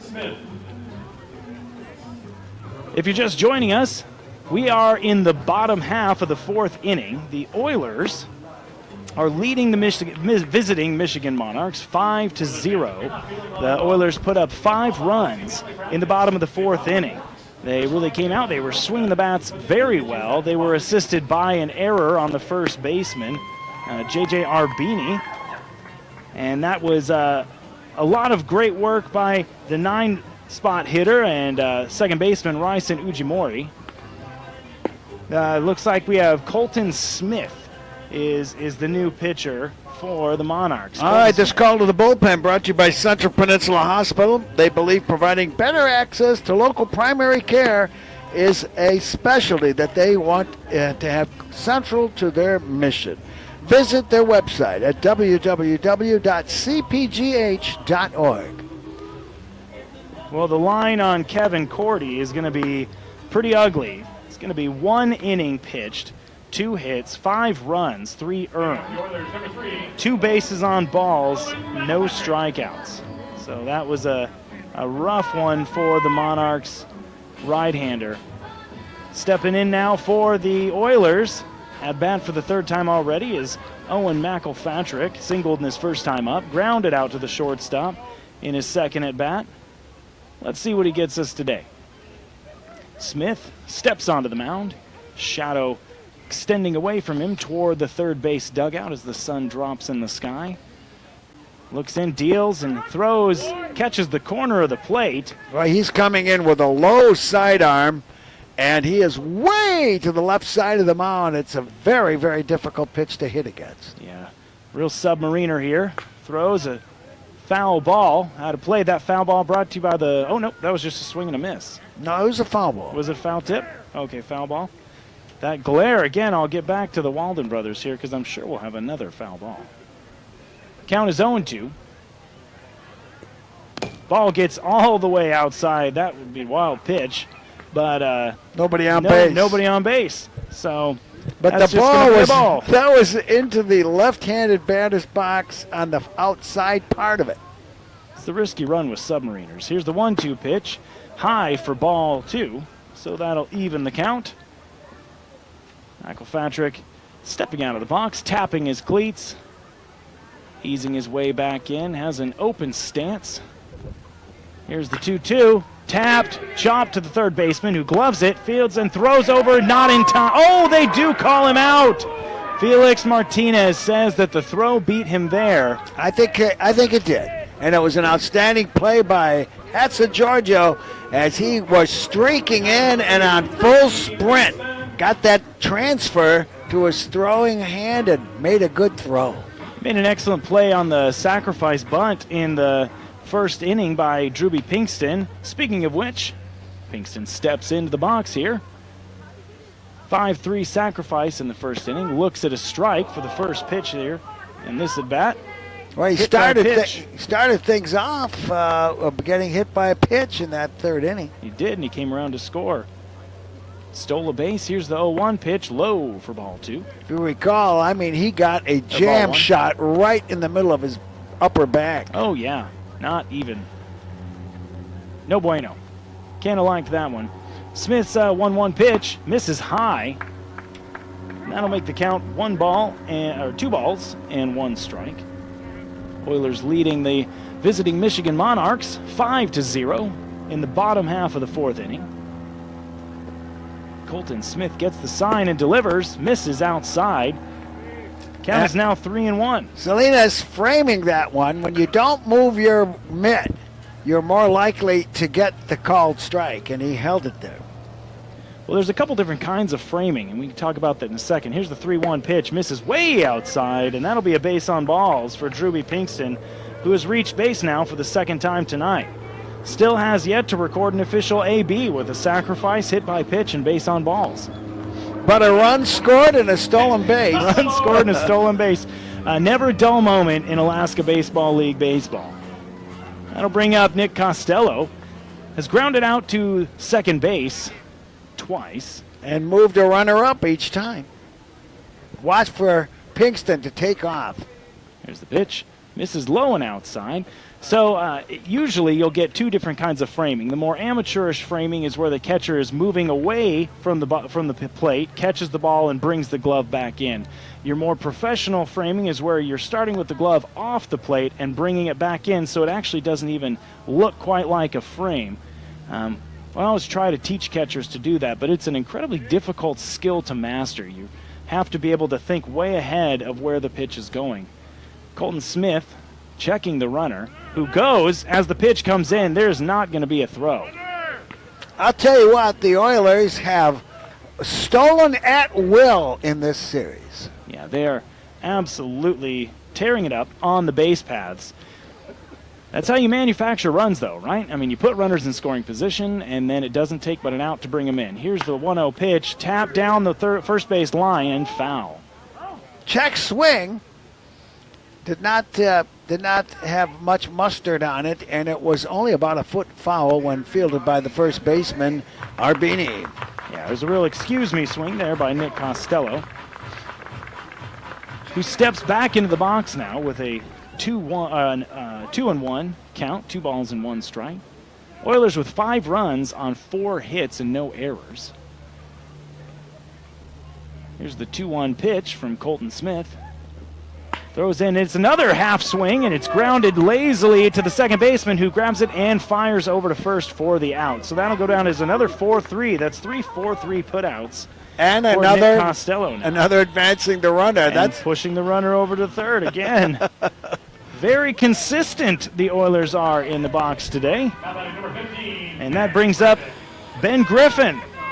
He's walked, stolen 2 bases, singled, and collected an RBI so far this game. He's going to step in here and get the first pitch. It's called strike over the inside and up at the letters. 2 outs and a runner on third here, and the Oilers came through in the third. Here's the 0-1 pitch, misses outside. I think the scoreboard is still stuck on our previous batter. Should be Says 1-1. 3-2, should be 1-1, yes. Colton Smith looking in for his sign. Shadows starting to get longer as the sun drops here. Here's the 1-1 pitch, swing and a miss. 1 ball now and 2 strikes on Ben Griffin, who has collected that, as we said, that walk and a single and an RBI. Runner on third base is Drewby Pinkston, who walked and stole a base and advanced on a ground out. That ball is going to miss off the plate, and the count is now 2-2 on Ben Griffin. So the 6th run of the inning is of the game is 90 feet away now for the Oilers. If Mr. Griffin here can bring it in. Looking at a 2-2 pitch off the plate for a ball, and that'll run the count full. Score is Oilers 5, Monarchs 0 in the bottom half of the 4th inning. Oilers with 2 outs, 1 man on third. Here's the payoff pitch. In there for a called strike 3. So he's going to go down looking. Griffin not happy with himself. And so that'll do it for the Oilers in the bottom half of the 4th.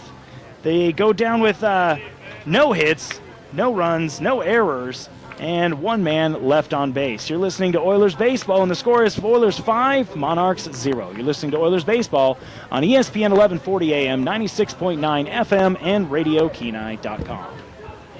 Where's Dr. Cross, the eye doctor? Did he move out of state? Did he retire? No, I'm still right here in Soldotna at PCH Hess in the new eye care clinic at 230 East Marydale Ave. I'm still providing the most personalized and highest quality eye care that you have come to expect from me, but in an updated and advanced location. A 3D image of the eye is included in every full eye exam.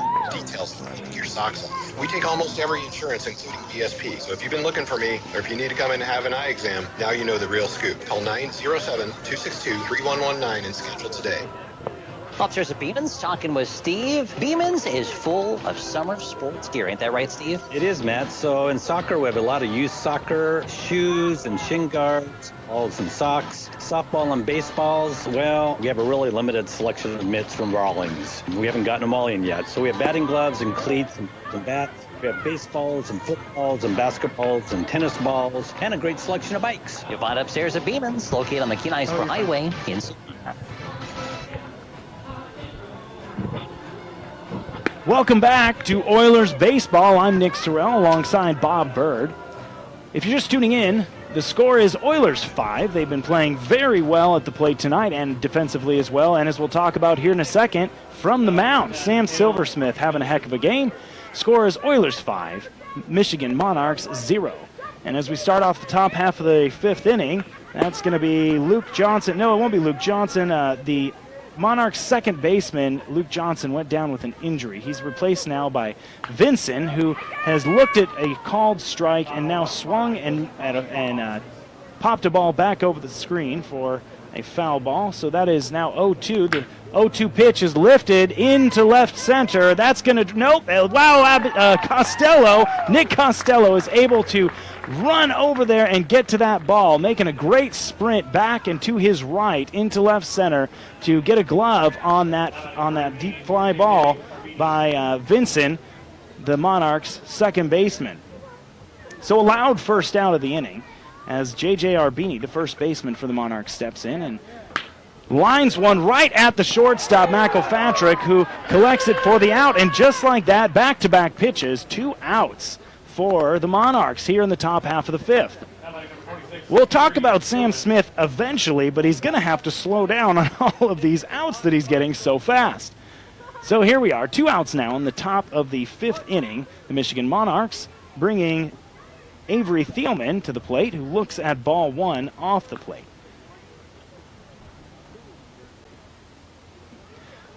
So Sam Smith delivers the 1-0 pitch, and it is lifted up and out of play to the right. That foul ball brought to you by the Walden Brothers. They can customize just about anything, but specialize in clothing, t-shirts, crops, tanks, and more. Visit waldenbrothers.store or call them today at 907-394-5510. The count is 1-1 on Avery Thielman, who checks his swing. And I can't tell if he tapped that foul. The glare again coming back to bite us. I think he did foul that away. Nope, I think they called it a ball. So it's 2 balls and 1 strike. Here's the 2-1 pitch, and he does swing at that one. And that was a foul ball on the previous one. And so he goes down on strikes.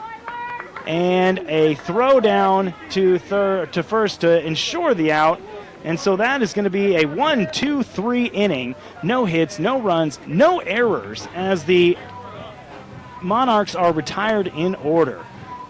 You're listening to Oilers Baseball. The Peninsula Oilers leading the visiting Michigan Monarchs 5-0 after 4.5 innings. We'll be back in 60 seconds. This week's money-saving specials from your hometown proud family at Country Foods. This week, pork shoulder steaks are buy one, get one free. 2-pound packs of Seaport Large Easy Peel shrimp are $11.99. And ribeye steaks are only $7.99 a pound. Chicken drumsticks are on vogue. And boneless chuck roasted steaks are buy one, get one free too. 7-ounce Lay's and Doritos varieties are $2.99. And 48-ounce Breyers ice creams are $4.99. Produce has strawberries for $3.99 a pound. Vidalia onions are $1.49 a pound. And seedless watermelon is only 69 cents a pound. Country Foods on Willow Street in Kenai. Hello, this is Belinda with Gentle Dental. Are you looking for a brighter smile during this wedding season? Stop in for our professional grade to-go kits and whiten in the comfort of your own home. Don't lose track of time with our long summer days and get the dental care you need. Join our dental family. Anxious? No worries. Our team says it all. Hablas español? Nosotros también.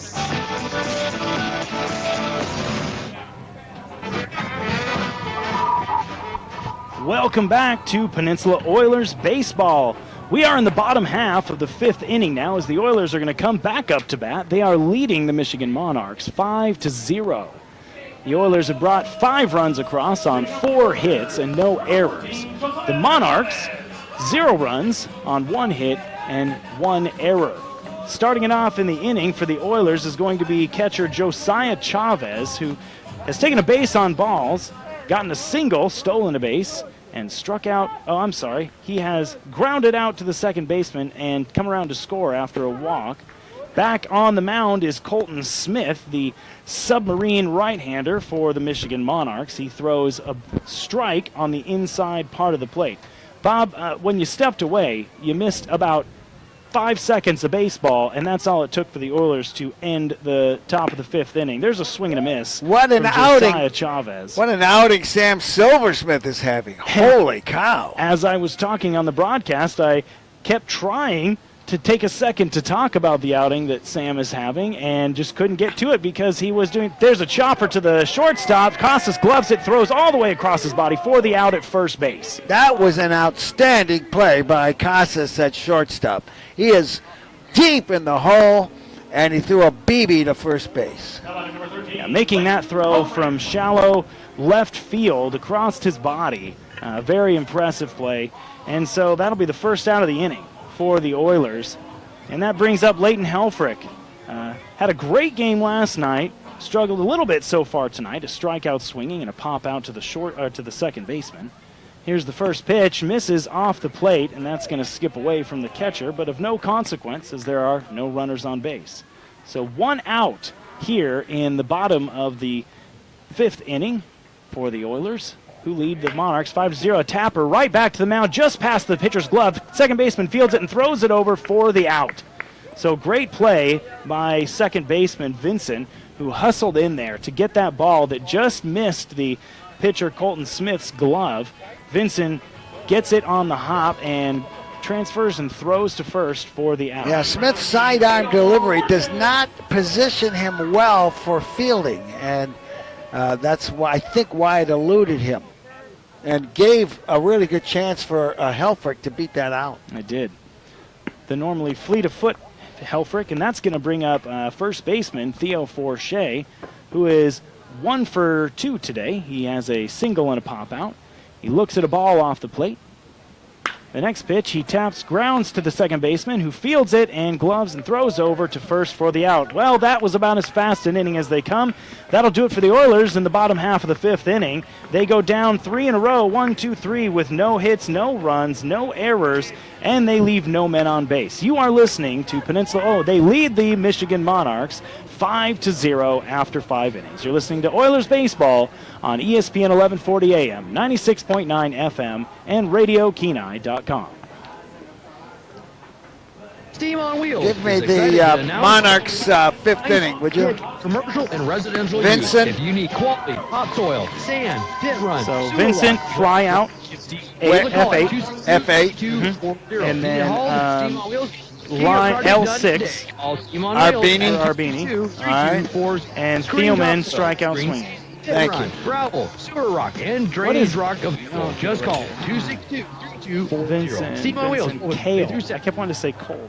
But Are you tired of your car sounding like a flock of honking geese? I'm going to give a pitch count. No more, on because Dan's Automotive is here to save the day. Located on the Sterling Highway, right next to Napa Auto Parts, Dan's Automotive is your one-stop shop for all things car-related. Whether you need a tune-up, an oil change, or a friendly chat about your engine's dreams and aspirations, Dan's Automotive 5 strikeouts. Your phone number 5 is innings pitched. for the clown riding a unicycle while juggling rubber chickens. Just call 907-420-0416.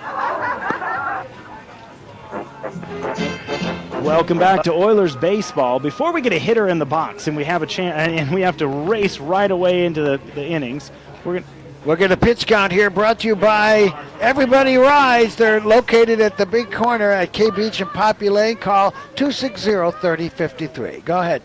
Well, yeah, that pitch count on Sam Silversmith is 51 pitches, but his line right now is 5 innings pitched, 1 hit, no runs, 1 walk, 5 strikeouts. Very impressive. As the number 9 hitter, Steven Casas, looks at strike 1.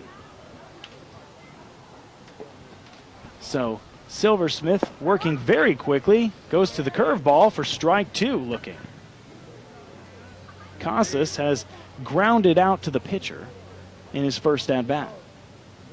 Silversmith taking an uncharacteristically long 3 seconds between pitches and gets a swing and a miss, and that will be his 6th strikeout. No, that would be a foul game. ball to the right. Foul out?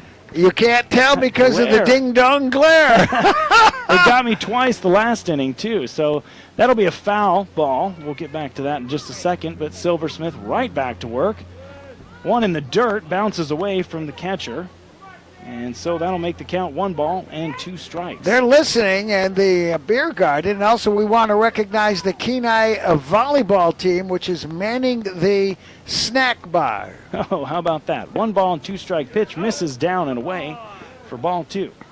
That's a great thing the Oilers offer to contract out the snack bar to an area athletic team. And the line right back at Silversmith, who goes off his body. He doesn't appear to be hurt, but it rolls over to Ujimori at second base. But he's not there in time, and so base hit all the way. Steven Costas is going to have himself on base for the Monarchs' second hit of the game. Number 1, Silas Butler. Good to see that Silversmith is okay. It's always a little scary when those comebackers go right off the pitcher. Well, Ujimori really, I thought, had almost a square shot, but that ball was spinning after it came off the pitcher. Mm-hmm. And so up to the plate now for the Monarchs is Silas Butler. Takes a ball low. That's the first time the Monarchs have put the leadoff man on, I think. Yes, it is. So the score is Oilers 5, Monarchs 0. Ball 2 low. Casas way off the bag after the pitch. And the score again is Oilers 5, Monarchs 0 in the top half of the 6th inning. 2-0 pitch is fouled back and out of play. That foul ball brought to you by the Walden Brothers. They can customize just about anything but specialize in clothing. Visit waldenbros.store or call them at 907-394-5510. So the count is 2-1 on Monarchs center fielder Silas Butler, who lifts one, grounds one in just to the outside the stretch out glove of third baseman Michael Elko and into left field. And so that's going to be back-to-back singles. That took a jackrabbit hop after he made the dive. So I might have hit something strange in the dirt. The normally sure-gloved Elko got no favors on that one on the bounce. No error there. That's a clean hit. And so that'll bring up Mason McGuire, who lifts one back and out of play over the screen here for the first ball of the at-bat. So the Monarchs are threatening here with no outs in the top half of the 6th inning. With 2 runners on, second and first. Count is 0-1 on Mason McGuire, and he looks at strike 2. So Silversmith in his first jam of the game, albeit with a 5-run cushion underneath him. Checks the runner at second and fires the 0-2 pitch. Check swing, but he did not go, and the pitch was inside, so that will be ball 1. Look around the diamond. Elko, McElpatrick, Ujimori, and Forshey at third, short, second, and first. Here's the 1-2 pitch, down and in for ball 2. And Ben Griffin, Nick Costello, and Leighton Helfrich from left to right in the outfield. Silversmith is definitely laboring right now. Having a little tougher inning. Silversmith on the mound, and Josiah Chavez behind the dish. 2-2 pitch, the runners go. Lifted high toward left field into foul territory, lands right on the shelf there, the counter in the beer garden. Over on the left field side there. That ball was catchable by Elko if he knew where it was, and I think he was having trouble with the sun. It just missed one of the beer garden fans easily within an arm's length of the fence. It was. So we'll get right back to it here. There was a hit and run on. The 2-2 pitch is high, and that'll run the count full. So Sam Silversmith, who was dazzling through 5 innings, now struggling just a little bit here in the top of the 6th. The Monarchs with runners on second and first, no outs. The payoff pitch misses outside for ball 4, and that's going to load him up. So the Monarchs posing a real threat here in the top half of the 6th inning. Brings the proximate run to the plate. And that will be third baseman Tony Hatzigiorgio, who has had 2 fine defensive plays charging in on balls. The first pitch to him misses high for a ball. There's somebody warming up in the Oilers bullpen over there. Yes, it's a right-hander, number 24. See if we can get that. The 1-0 pitch here to Hatzageorgio. In the dirt, inside for ball 2. Ryan Palmer. Silversmith now looking just a little bit rattled with men on base behind him, something he has not been accustomed to today. And there's a real threat on the bases here for the Monarchs. 3 bases loaded with no outs. Not getting into those close calls right now. That call, that looked very, very good to me, but goes down as ball 3. So the count is 3-0 now. And Silversmith gets a call on a ball that looked very outside, so maybe that was a makeup call for home plate umpire Al Hull. I'm not sure. But the count is 3-1 now on Tony Hatzageorgio, who swings and fouls one back to the screen. In his first at-bat, Hatzageorgio took a base on balls and went down swinging his next at-bat. I think the Oilers would be happy to concede a run if they got a double play ball. I think they would too. So no outs, bases loaded, full count, payoff pitch. Skips below under the legs of catcher catcher Josiah Chavez.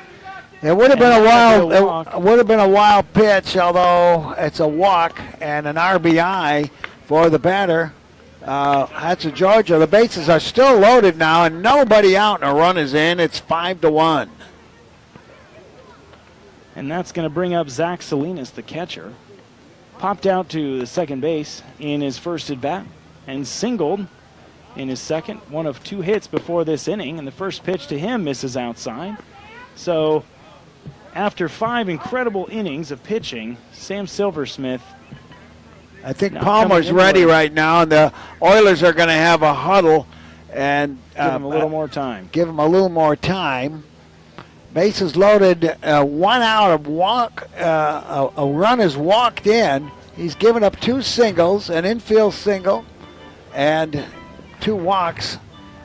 And the score is 5-1. Yeah, doubling his number of walks already in the game. Silversmith now with 3 walks. So he's going to see at least one more batter with Zach Salinas in here, who has taken ball 1. The 1-0 pitch is grounded or lifted into left field. We're gonna have a play at the plate. The throw comes in, and it's not going to get there in time, as Silas Butler tags and scores. So that's 2 runs now across for the Monarchs in the top half of the 6th, and the score is now Oilers 5, Monarchs 2. Fine sacrifice fly RBI by Zach Salinas, and Griffin's throw from left field was late and slightly off the line. Foul ball down the third baseline for TJ Kayla, the left fielder for the Monarchs, who steps in now here and looking to get himself some RBIs. Sam Smith says, not on my watch, so I'm going to have something to do with that. At least that's what I think. Infield fly rule in effect. 1-2 pitch, or 1-0-1 pitch, catches the zone. At least it sounded like they called that a strike. Well, it was a throw down to first, trying to get a quick out there, and it was not close. Nope, he says, yes, it was strike 2. So 0-2 is the count now on TJ Kayla, who swings and misses, and he goes down on strikes. So Sam Smith rebounding nicely there with a strikeout swinging. So that's 2 down now for the Monarchs in the top half of the 6th inning. The score is Oilers 5, Monarchs 2. The Oilers with 5 runs on 4 hits.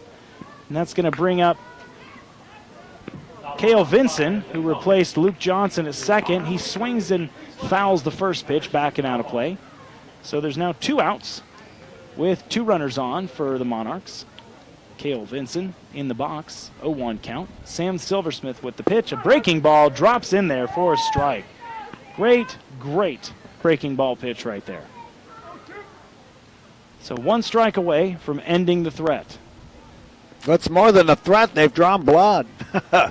Sam Silversmith fires and misses inside for ball 1.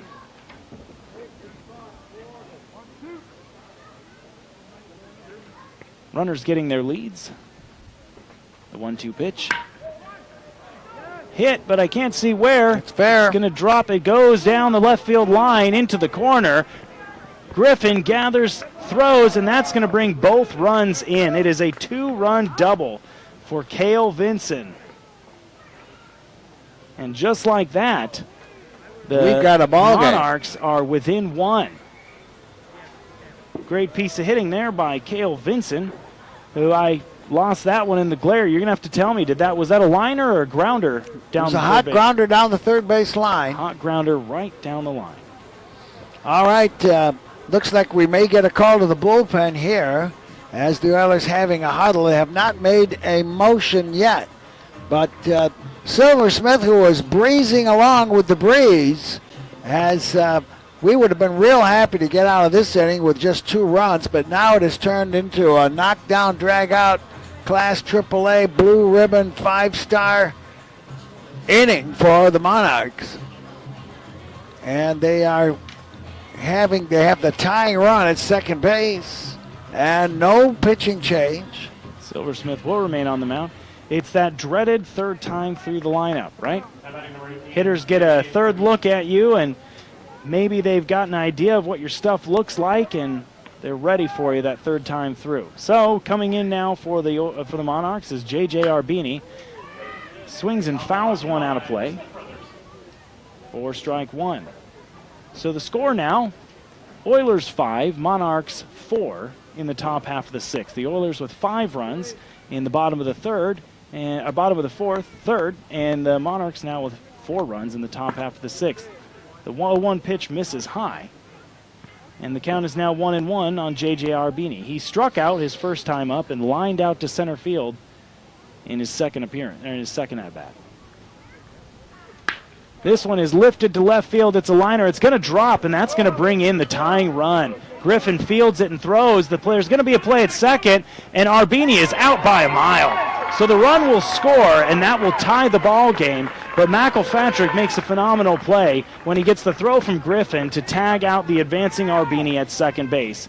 So after a brutal top of the 6th inning, the Monarchs tie the game with 5 runs on 1, 2, 3, 4 hits and no errors, and they leave no man on base. And the score here is 5-5 after 5.5 innings. You're listening to Oilers Baseball on ESPN 1140 AM, 96.9 FM, and RadioKenai.com. Number 36, new pitcher. Offering more choices. Mueller, Robbie Mueller, I think he said. Container for just a little bit. That sound right? They offer programs as little as 1 week. Need a trash container for a longer time and want to save money? Ask about Alaska Waste annual programs. Alaska Waste offers residential and commercial services. If your trash service isn't with Alaska Waste and want to see how they can save you money, call now. Alaska Waste, 907-283-9390. Alaska Trailer is your go-to destination for exceptional trailers. And they have an exciting announcement for you. Get ready for their biggest sale of the year. Why should you take advantage of this blowout sale? Superior quality. Their trailers are built to withstand the toughest tasks and deliver exceptional performance. Versatility. Choose from a wide selection of trailer types to perfectly suit your specific needs. Unbeatable prices. Enjoy massive discounts below the MSRP. Executive opportunity. Alaska Trailer, located on K Beach Road. Welcome back to Oilers Baseball. We have a new pitcher on the mound for the Michigan Monarchs. The pitcher is going to be Robbie Miller.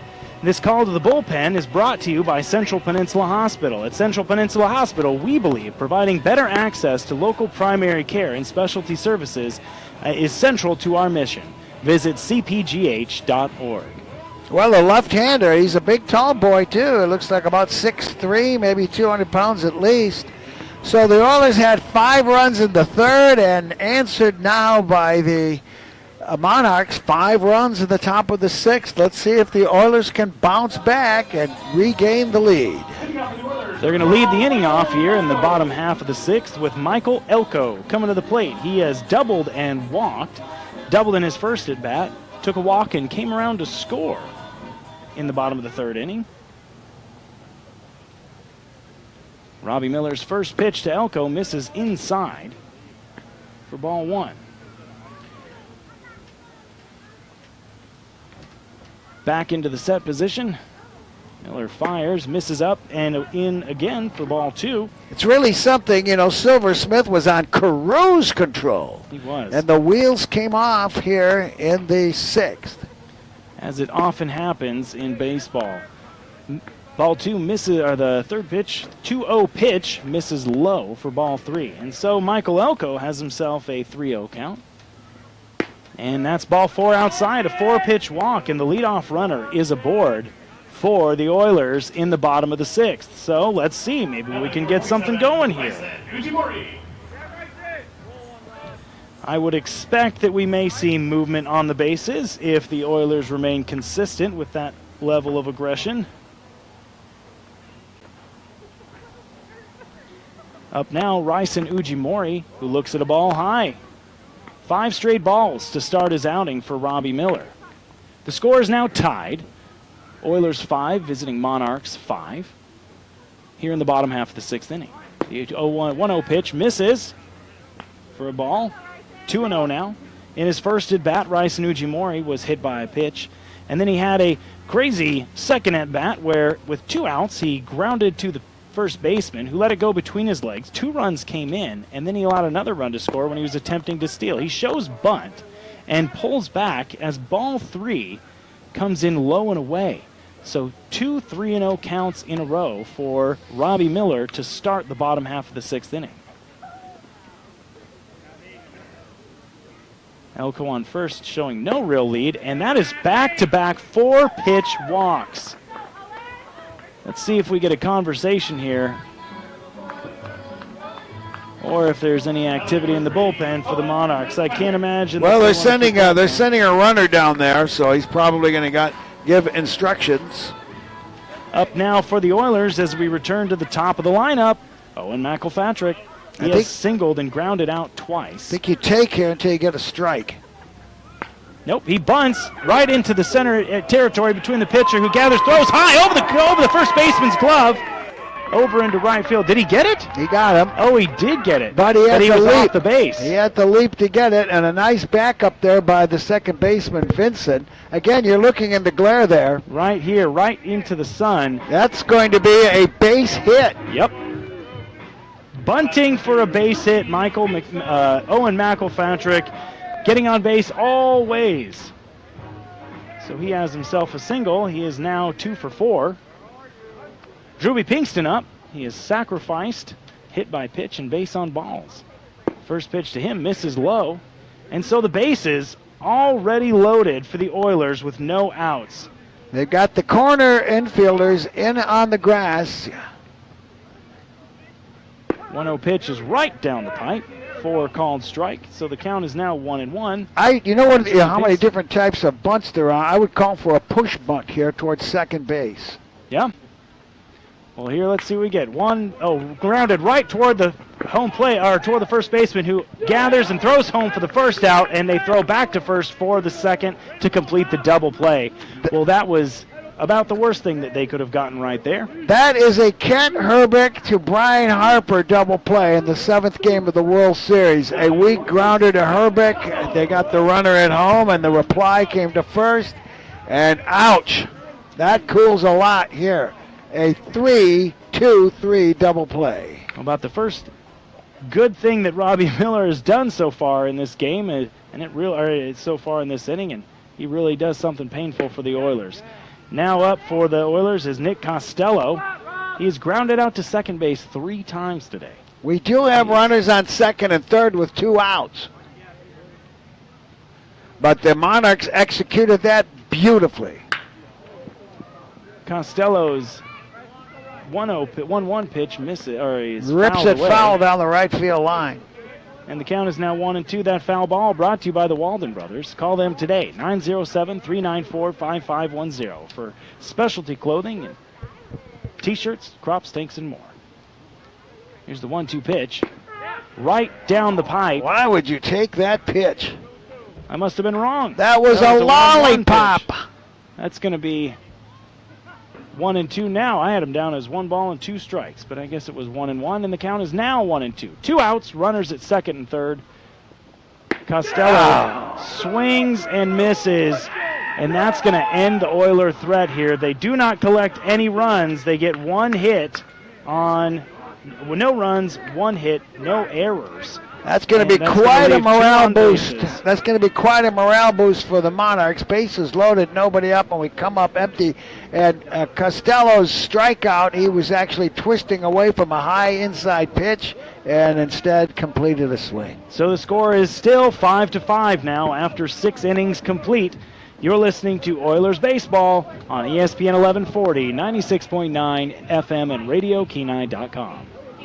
Looking for a dentist that will ensure your dental health? Welcome, Dr. David Ridgway, full-time dentist. 3 double play. To make your appointments a breeze with their new iTero scanner. And now offering in-house scans for crowns, bridges, Invisalign, and more. Making your appointments and turnaround times. That's a managerial mistake. I would have had Pinkston to ask about their teeth whitening special. Ridgway Family Dentistry. Located on the Spur Highway in Soldotna. 907-262-8404. Double your money. Double your fun. Double your chin. Wait, what? Nothing like staring at a screen all day to accentuate that little extra something under there. But don't dismay. At Peninsula Surgery and Aesthetics, Dr. Alvarez can perform a quick, nearly painless office procedure which will permanently remove that stubborn fat under your chin. Consultations are complimentary. Call 907-235-1010 and learn how Tickle Liposuction can give you back that nice, sleek profile. One chin really is plenty. Yeah, that was painful. Bob Byrne along with Nick Sorrell, and Nick, in the old days, Coach Dan Genser would blame me for blowing a lead, but I'm not going to do that, okay?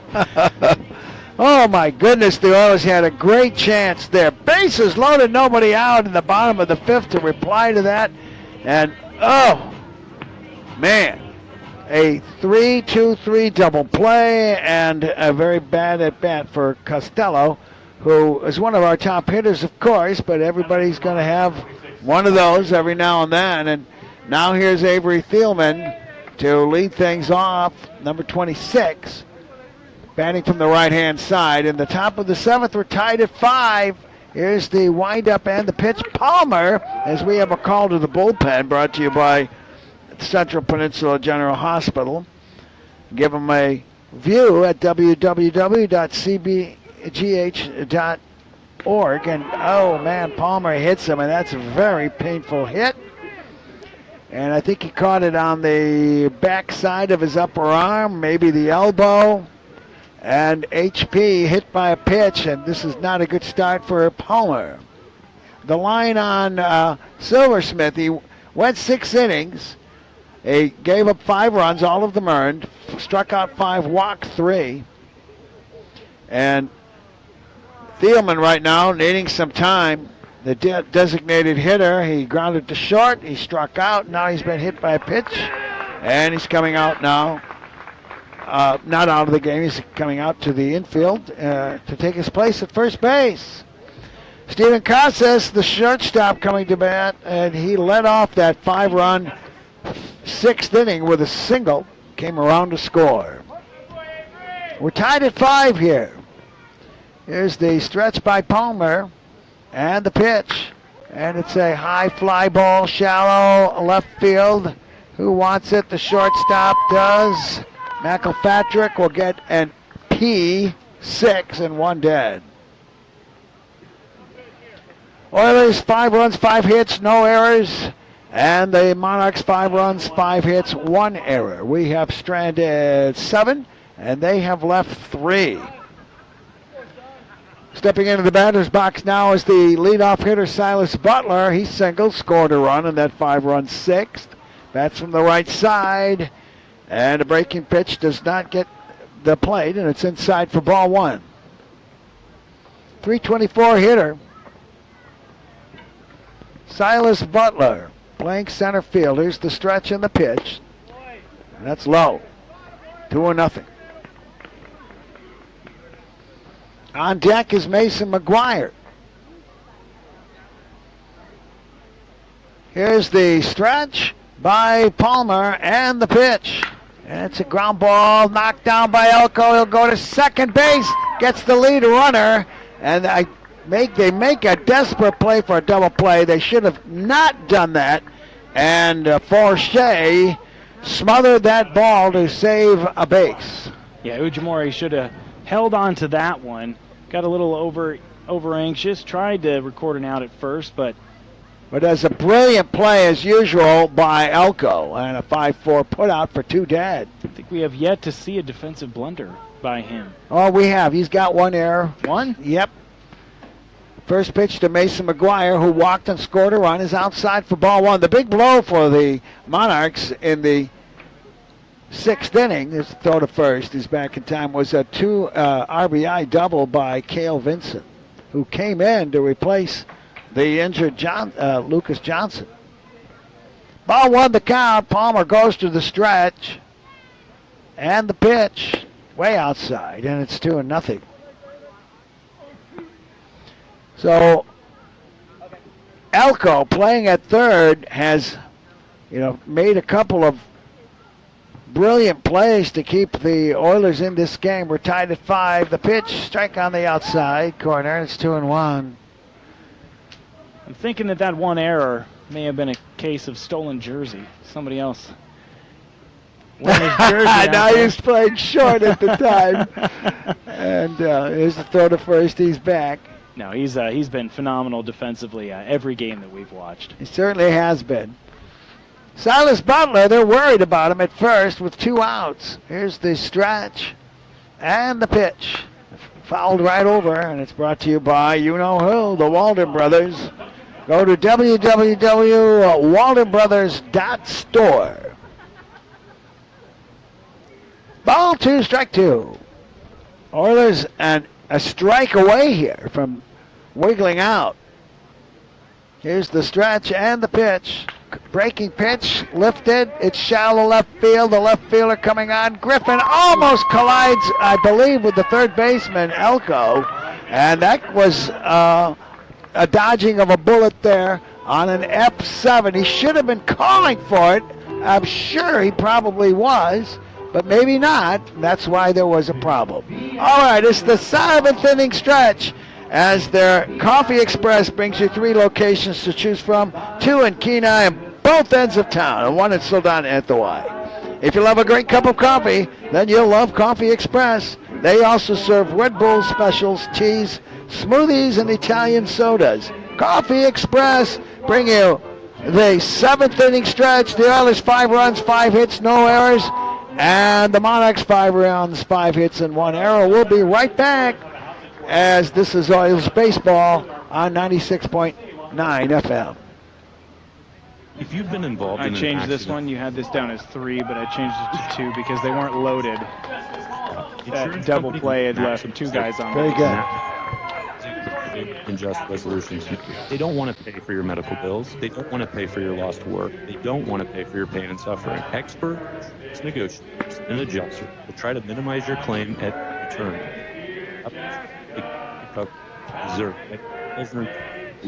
You get that. What's Palmer's first name? That's what I'm trying to find out. I think it's Ryan, and your R-Y-N-E. They're all up. If I remember correctly. Eyewear Express is holding Ryan, prices right where they are. Let me say it again. Eyewear Express is holding our prices firm. And Eyewear Express will continue to offer you a second pair free when you purchase a complete pair. Get a second pair of single vision glasses for free.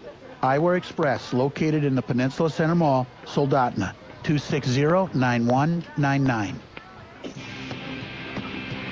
7th inning stretch, everybody, as the Oilers are tied at 5 with the Lake Erie Monarchs. Oilers had a 5-0 lead with Sam Silversmith breezing along through 5 innings and got into a scrape in the 6th. And the Monarchs answered with 5 runs of their own. And that's why you play 9 innings. And the Oilers will bring batters 4, 5, and 6. Griffin, Chavez, and Helfrich. Griffin has walked, stolen a base, singled, stolen a base, and has an RBI and was called out in the 4th. A lefty on righty matchup, and the pitch here by Robbie Miller. And it's ball 1. Griffin playing left field. Here's the pitch. The strike. It's 1-1. For the Monarchs, Hudson, Georgia, Casas, Vincent, and Arbini. The infield third to first with Kayla, Butler, and McGuire. The outfield left, center, and right. Here's the pitch. And that just misses outside the battery of Miller and Salinas. Ball 2, strike 1. We're just underway in the 7th inning. We're tied at 5. There's the pitch. Ground ball left side deep in the hole at third base. A long throw across the diamond. Wow. And a fine play there by Hudson Giorgio and Arbini at the other end of the play. And it's a 5-3 put out. Yeah, that is a very tough play for a third baseman, ranging to your right, gloving the ball with the backhand, and having to throw it about 132 feet to get the out. Josiah Chavez grounded to second in the first inning, walked and scored a run in the third, grounded to short. Here's the pitch. Outside for ball 1. Beautiful sunny evening. We have not been able to say that yet this year. Here's the next pitch. Shows bunt, misses, it's outside, and it's 2-0. I don't think Chavez is doing anything but trying to discombobulate the pitcher and draw in the third baseman. It's ball 2, no strikes. Here's the pitch by the left-hander, and that's low and away. Chavez now ahead in the count, 3-0. We've seen just about every kind of game from the Oilers. We've been blown out. We've blown teams out. We've won close games, lost close games. Here's the pitch. Strike. It's 3-1. Well, 9-5 was the worst game they've had. I wouldn't call that a blowout, but the next pitch, swing and a miss, and it's a full count. And now we have a game where we had a good lead, big lead, and gave it up. So, yep. Can we battle back? Here's the full count pitch. He squinches that walk. That one was lucky. That was he had a couple of close calls on the outside corner. Chavez will take first base with 1 out here in the 7th. Helfrich is cooled off. Yesterday he was hotter than a Dutch oven. Today he struck out, popped to second, and grounded to second. Well, he's overdue then, and let's see what Helfrich can do. 1 on, 1 out. Here's the first pitch. And he checks a swing, and he fouls it off to the right, brought to you by the Walden Brothers. You can get a T-shirt specialized by them, 394-5510. Helfrich taking signals. I'm sure they did not signal for him to make a check swing foul ball. Here's the strike 1 pitch, and it's a ground ball into the 5.5 hole. The shortstop tries to make a play at second, and it's brilliant. And I am impressed by Casas. He was in left field there and made the toss. It was a bullseye to Vincent. And it's a fielder's choice for Helfrich, which easily could have been a hit. Yeah, running to his right, gloving and throwing as he's spinning off his back foot to get the out at second base. Forche's coming to the plate, 1 for 3. Popped to third, singled, stole a base, scored a run, and has an RBI to his credit. Here's a swing, and it's a foul tip. And then he grounded to second base. Strike 1 to count to the left-handed hitting Theo Forche. Al Hall coming out and having a quick conversation with pitcher Robbie Miller there. Miller, after walking 2 batters and giving up a single to start the inning, last inning, has bounced back nicely, wouldn't you say? Yes, indeed. Here the runner goes. That's a strike call to throw down, not in time. And the Oilers continue to steal it well. And that's an important stolen base. And a strike was called on Theo Forche. What do you have for a count? 1 and 2, I believe. 1 and 2? Yeah. 1 and 1 there. Ball 1, strike 2. So Miller going to try to get out of here with 1 more strike. Here's the pitch to Forche, and it's a fly ball. It's shallow. It's going to be easily handled by Vincent, and that cools the Oilers here in the 7th. That's a P4, and as we will go to the 8th. In the inning, no runs, no hits, no errors, one man left on a walk. We'll go to the 8th. The score is the Oilers 5 and the Monarchs 5.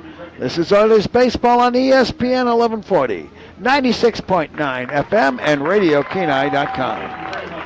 People come here in search of answers. They come here for healing. What's they this? come here to gain the Thank you quality for your of service. We have world-class medical Honoring a experts veteran, maybe? who provide extraordinary care and amazing results. Here is Central Peninsula Hospital, where we make discoveries and you're restored to health. Central Peninsula Hospital. What we have here is amazing. CPH. Compassionate, personalized. Still got Palmer on the mound? Trade your vehicle. It's 24. Ride with confidence with Safe and Sound Super Summer Sale happening right now. They have a full line of top-notch audio gear from trusted brands like Alpine, Kenwood, Rockford Fosgate, JBL, and JL Audio. And they now offer Lumar window tinting. Safe and Sound is your one-stop shop for custom sub. You know what I think we should do? Experts will design and build the I think we perfect should change this to mound visits. It's the Super Summer Sale. We've done that in years past. I think it just would make it a little clearer, a little simpler if it's like this mound visit. You know?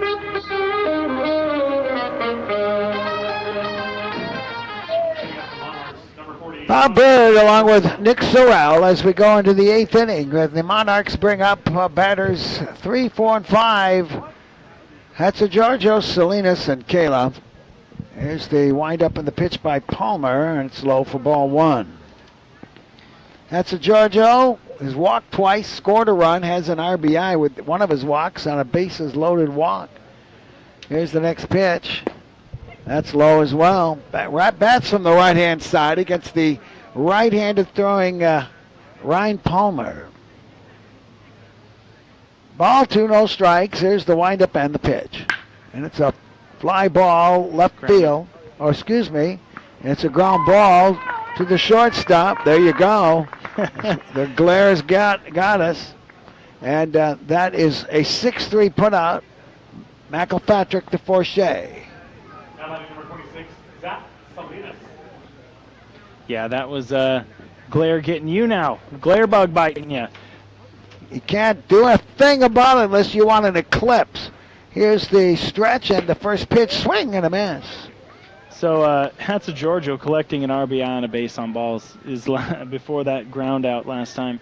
He was up. I'll get back to it after Here's this the pitch to Salinas, and here's a fly ball left field. It's going to be trouble, but racing over his grip, and he's got it in foul territory. And Salinas, who had a hit and a sacrifice flying at RBI, is retired, and there's 2 outs. But, it is a run batted in. You are responsible for the runner coming in. It was your at-bat, but it always felt weird to me to say, like, oh, he collected a run batted in with that walk. Here's the first pitch to Kayla. He's 0 for 3. He's grounded to third in the 2nd inning, flied to center in the 4th, and struck out in the 6th. Ball 1 is the count, and here's the pitch. There's a strike, and it's 1-1. TJ Kayla playing left field, batting .300. And a windup of sorts, and the pitch curveball goes nowhere, and he loses his hat. And it's 2-1. Yeah, slipped a little bit on that one because I think the ball kind of slipped out of his hand, came high, and hat falls off. All sorts of discombobulated, as you said. Ball 2, strike 1, and here's the pitch. Oh, it's low. He checked his swing, but I think he called it a strike. 2-2 is the count. Ball 2, strike 2. Here's the windup and the pitch by Palmer. Curveball. He'll pop this one up. It's going to go out of play to the right. And it's 2-2. The string of foul balls this game continues. I feel like there's probably been about 30, if not more. You could put them all in your Little League bag. Of course, they're probably not regulation for Little League. Here's the 2-2 pitch on the way from Palmer. That one's low. Oof. And it was a slow windup and a stinger delivery. That was what he was trying to do to mess up his timing. Here's the full count pitch. And that's grounded, foul to the right side. Yeah, Palmer with like a very slow wind-up leg kick. He pulls that right knee or that left knee up and then holds it there for a little while as he works his way around. Here's the 3-2 pitch. Inside. And a 2-out walk. I don't like any walks. And Kayla draws a free pass. And a good at-bat. Here's Cale Vincent, who did the big damage with a 2-run double in the sixth inning. Now running. Yeah, crazy because he wasn't Cale even Vincent starting in the game. We got a pinch runner right now. It's number 5. Number 5 coming on for. Throw to first. Back in time. See if we can figure out who that is. Here's the pitch. It's a pop-up. Should be easy here for Ujimori. He's got it surrounded, and that will end it. On a P4 here, and Palmer doing yeoman's work in the last 2 innings. In the inning, no runs, no hits, no errors, 1 man left on a walk. Let's go to the bottom of the 8th. We are tied at 5, and this is Oilers Baseball on the ESPN Radio Network. If you're in the market for excavation and landscaping services, call Earthscapes LLC. Earthscapes offers high-quality service at a price you can afford. They specialize in tree removal, general excavation, new driveway installations, landscaping, and hardscaping. Earthscapes serves the Kenai, Soldotna, Nikiski, and Sterling areas and are licensed, bonded, and insured. Call Earthscapes LLC for your excavation and landscaping needs. For your free quote, call 907-398-7624 for high-quality service at an affordable Earthscapes LLC. The fish are running. Pitching. You want to get out on the river and enjoy all your last 18. Don't let dental problems sideline your fun. That's still Miller? Time to get your teeth Huh? That's a new repaired. pitcher. Dr. James Julian and his team are ready to help get your I'll figure dental it out. health in top shape, offering comprehensive services in a relaxed, family-friendly atmosphere. Contact them at 907-283-4857 It's Arbini. to schedule another a Arbini. visit today. It's summer. Welcome it with a smile. Welcome back to Oilers Baseball. Well, we have another change at pitcher for the Monarchs. First time I looked at my stat sheet, it said Arbini was the new pitcher on the mound. I'm assuming that's the brother of J.J. Arbini. No, I think he has just moved from first base to the mound. Oh, has he? Yes, because he's Oh. number 18. All right? Oh, yes. Okay. All So right. just a defensive shift here, unless somebody else has come in from the dugout And to take number over. 26 is now at first base. And that is Zach Salinas, who was catching. So we have there's 2 26s on the field. We saw that. That is not good. No team should do that. So that's still Thielman.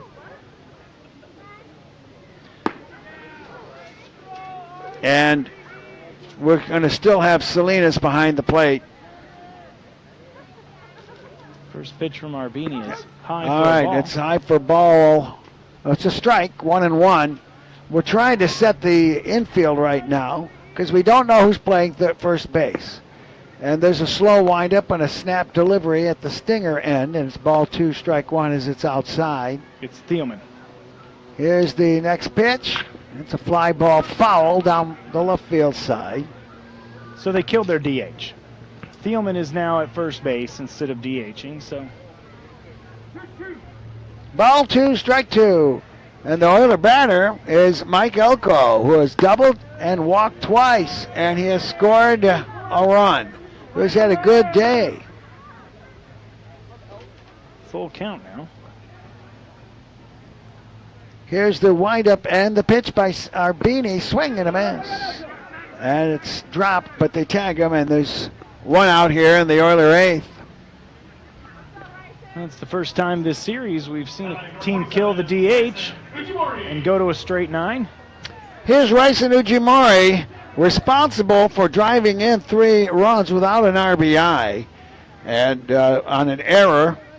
And then a rundown, allowing a third runner to score as he made the third out.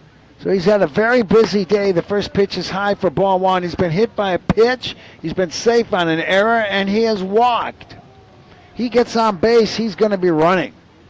Here's the next pitch, way outside for ball two. Ball two, no strikes. Third baseman, Hatsi Giorgio, up on the grass. He is an excellent third baseman. Here's the pitch. And that's high and away, and it's 3-0. Have a take here, Coach. Yeah, the Monarch pitcher is already giving up 7 walks so far today. Here's the 3-0, and that's high and away. All right. This pot will start to boil here because that is a fleet-footed man taking his spot at first base. We'll see what happens. There has not been a single runner thrown out in this series by Oiler base runners trying to steal. McElpatrick will come to the plate. He's 2 for 4 with a couple of singles. And we'll watch for Ujimori here. We might even see a throw to first. Be careful. Here's the stretch. There's the throw to first. He was expecting it. Yeah, Oilers with another 5 stolen bases today. 7 or 8 last night. I think it was 7. 5 so far today. It's impressive. And the right-hander has a disadvantage. Here's the stretch. Here's the coming to the plate. It's high. And I don't think he is concentrating on the strike zone at all right now. And it's ball one. No, you don't miss that high with a runner behind you and have your attention solely on the plate. Ball one, the count inside, and it's 2-0. Signals at third base. Possibility of a hit and run here, 1 on, 1 out. And a hitter's count. Here's the stretch. Does not go, and it goes to the backstop on a wild pitch. And Ujimori gets that coveted second sack on a cheapie here. And he'll move to second base with 1 dead on a wild pitch. And it's 3-0 to McElpatrick. If I were them, I would walk McElpatrick and pitch to Pinkston. Yeah, who has not had any solid contact at the plate today. You know, he's had a sacrifice. He's been hit by a pitch, scored a run, walked, but he hit into a double play, and that's exactly why, they could indicate an intentional base on ball here with a 3-0 count. But McElpatrick is going to get a chance to swing with 2 hits. Here's the 3-0, and it's a strike. And he can't believe it, and I can't either. Yeah, that was looked both high 3-1. You couldn't have hit that pitch. No. 3-1 the count. Here's the delivery. It's chopped to the shortstop. He catches it. He makes the throw. It's a 6-3 putout as Casas on the run has not made any mistakes. We get the man to third base, but there's 2 dead now, and it's going to leave it up to Drewby Pinkston. So still pitching to Owen McElpatrick works out for him without having to add an extra runner on there. Well, we could use another wild pitch. Want to pull? You got a wild pitch card in your pocket? Pinkston at the plate. Takes a strike at the letters. I don't know. There's a competitor inside me that just says, I don't like winning or taking leads on freebies. Here's the next pitch. It's a flare to left field. It's going to drop. And that knocks in Ujimori, and Pinkston, an inside-out pitch. Jams it bad-handled to the left field, and the Oilers have the lead 6-5. Wow. What a hit by Drewby Pinkston. Just got enough of it to get it over the head of Casas at shortstop and drops it right in front of the left fielder. Just awesome hit. That's going to get him a visit to the press box if we can hold this lead. Here's the next batter for the Oilers, and it's Costello, who's 0 for 4. He's grounded 3 times to second, and he struck out. He's way overdue here. And it's a righty on lefty matchup. I would like to see... There's a throw to first. They throw it against the fence. And Pinkston will hold it at second base. As the throw to first eluded the first baseman, who is Thielman. And now we have a runner in scoring position and a 1-0 hitters count for Nick Costello.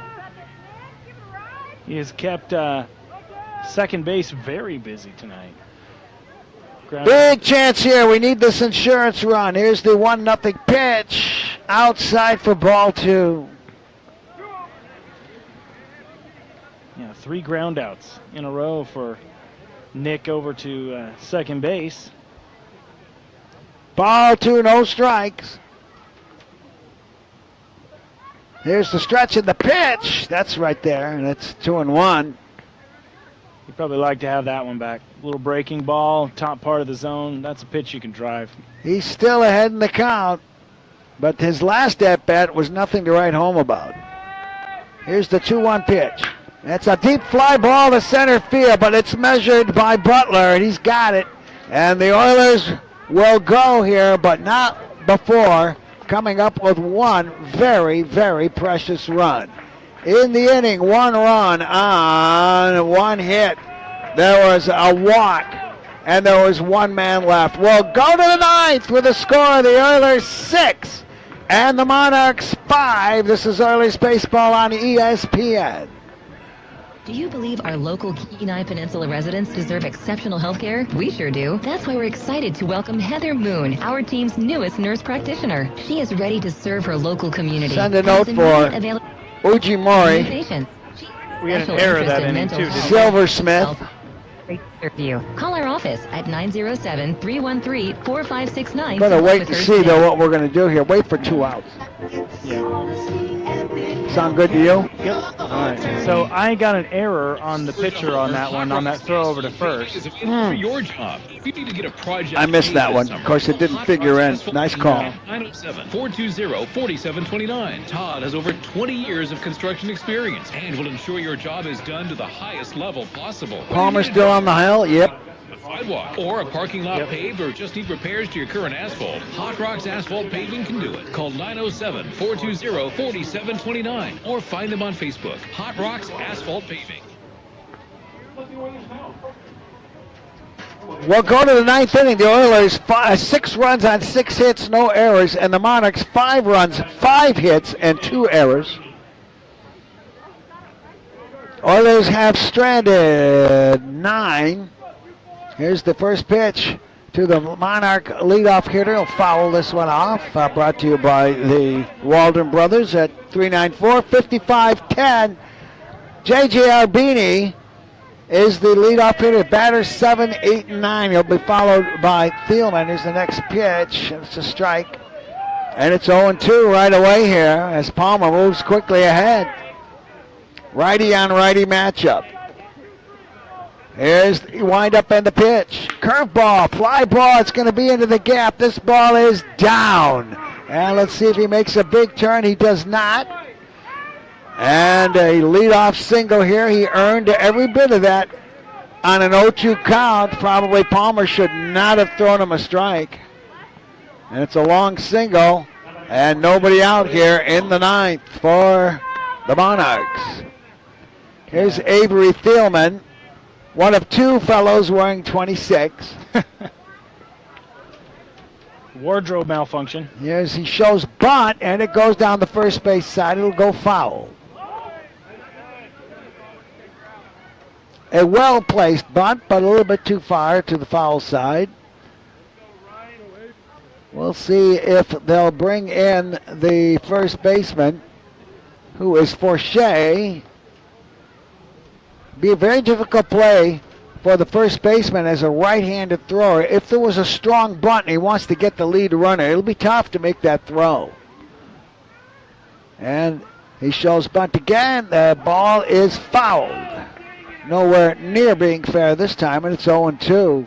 A little bit of a wheel play on there as Ujimori running over toward first base. Well, Forshay's got to keep the runner close. 0-2 the count. That meant nothing to Arbini. Oh, that one just missed. Low and away. It's 1-2.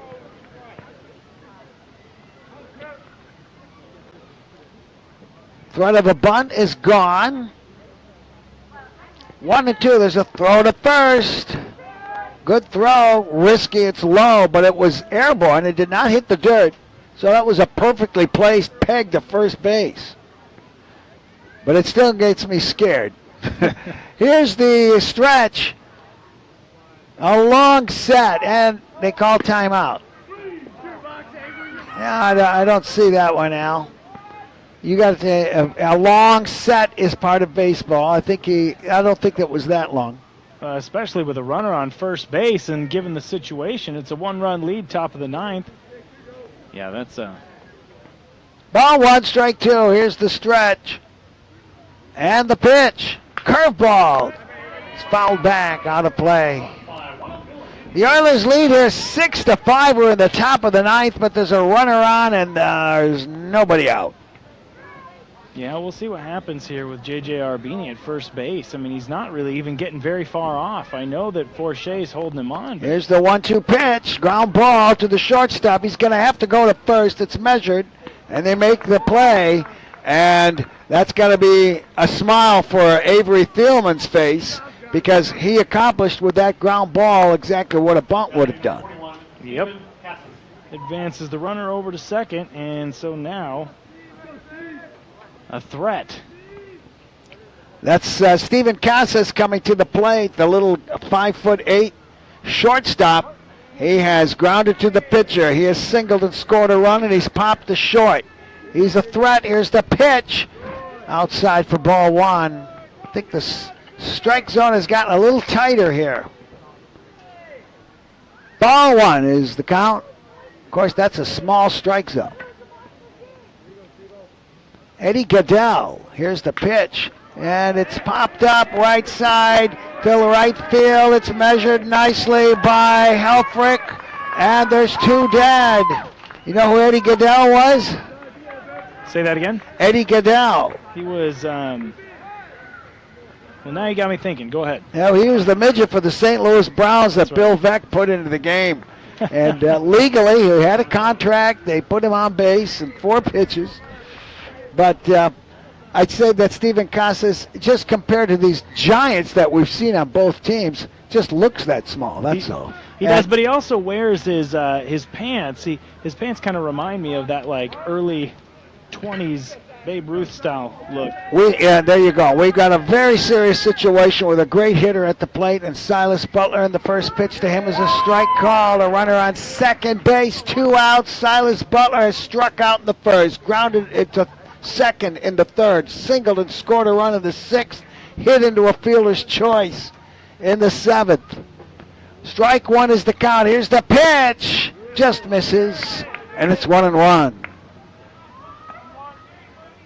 6-5. There's 2 dead in the 9th, but the Monarchs are very much in this game right now. Here's the stretch. And the pitch. And it's fouled off to the right, out of play. And now the Monarchs are down to their last strike, but it's going to be a tough one. All right. Ryan Palmer trying to collect the win here. Ball 1, strike 2 to Silas Butler. Here's the pitch. And it's a fly ball. It's going to go to right field. It's going to be caught by Helfrich in right field. That looked like trouble. It was headed for the gap, and Helfrich came up with it on the trot. And the Oilers win one here, 6-5, and take the series from the Michigan Monarchs. We're going to get some interviews as we'll bring it back with the post-game show brought to you by Peninsula Community Health Services, supporting your health, offering medical, dental, eye care, and behavioral health services. Go online at pchsak.org or give them a call at 262-3119. We'll be right back with the post-game show. The Oilers win 6-5. This is the ESPN Radio Network.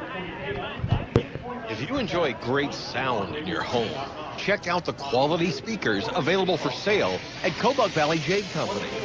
Want to create a home theater? They have an expert who can assist. Just want a sound bar? They have those Chase Blues or savor the sun, whatever summer brings us, as you immerse yourself in music with the audio equipment for sale. Audio, lighting, and automation to assist you. Just come at 41735 Sherman Highway.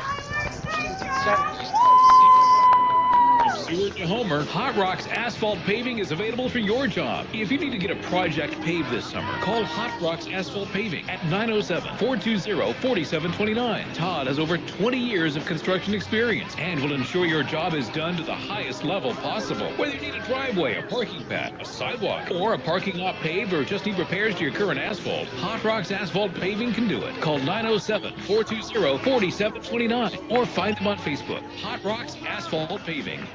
Are you craving a fiesta that's tastier than a pinata full of tacos? Look no further than Senior Pancho's Mexican Restaurant. Step into their lively canteen and dive into a flavor fiesta that'll make your taste buds dance to salsa. Picture this, you're sitting back sipping a margarita at 11 a.m. It's never too early for a margarita, but hey, they're not just about the drinks. Senior Pancho's is the ultimate sports headquarters. Catch all the action while deep down on their famous home run margarita. Proud supporter of Oilers baseball, located on the Sterling Highway in Soldotna. Senior Pancho's Mexican Restaurant, where every bite is a home run and every meal is a party. Olé! I love that song. It's perfect for exit music. And now, it's time for the post-game show on ESPN 1140 and 96.9. Brought to you by Peninsula Community Health Services and The Best Shop. With game recaps and on-field interviews, let's return to the field on ESPN.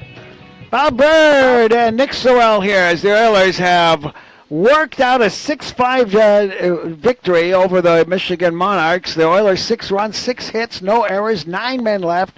And the Monarchs 5 runs, 6 hits, 2 errors, and 6 men left. The winning pitcher was Ryan Palmer, and he went, let's see here, 2 innings. Actually 3. No, he did very well.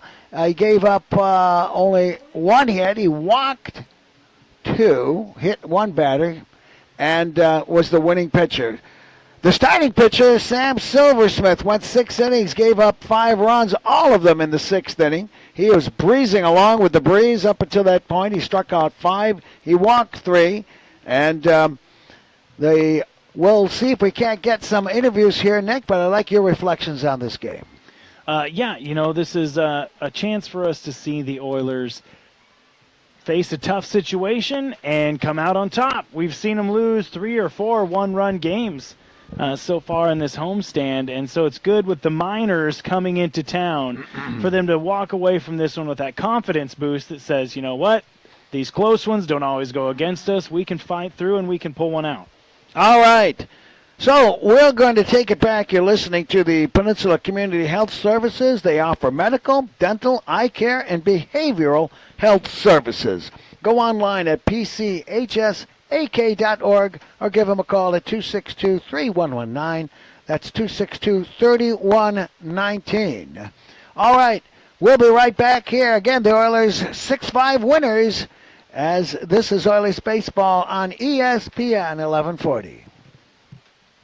When you've been involved in an accident or suffered at the hands of someone else's negligence, we can help you assess whether you need an attorney and whether we can add value to your case. This is a small community, and we want to make sure that our members are taken care of. We offer free consults to help you determine what insurances might be available to provide a full and fair recovery for you and whether we can add value to your case. You can do Pinkston. I'll start with Ujimori.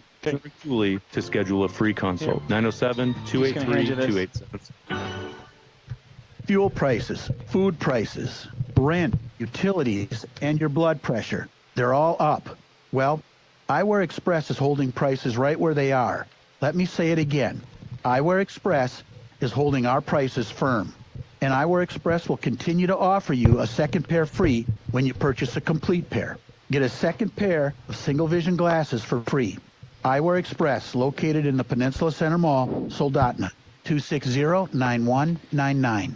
Where is Dr. Cross, the eye doctor? Did he move out of state? Did he retire? No, I'm still right here in Soldotna at PCHS and the new eye care clinic at 230 East You're Marydale on Ave. I'm base still every. We're going to talk about your great play. All right, get that real close. Updated and advanced location. A 3D image of the back of the eye is included in every full eye exam, and the details will knock your socks off. We take almost every insurance, including VSP. So if you've been looking for me, or if you need to come in and have an eye exam, now you know the real scoop. Call 907-262-3119 and schedule today.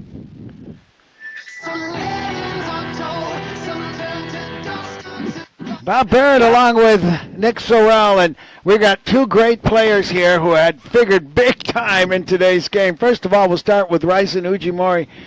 Ryson, you were on base 4 times.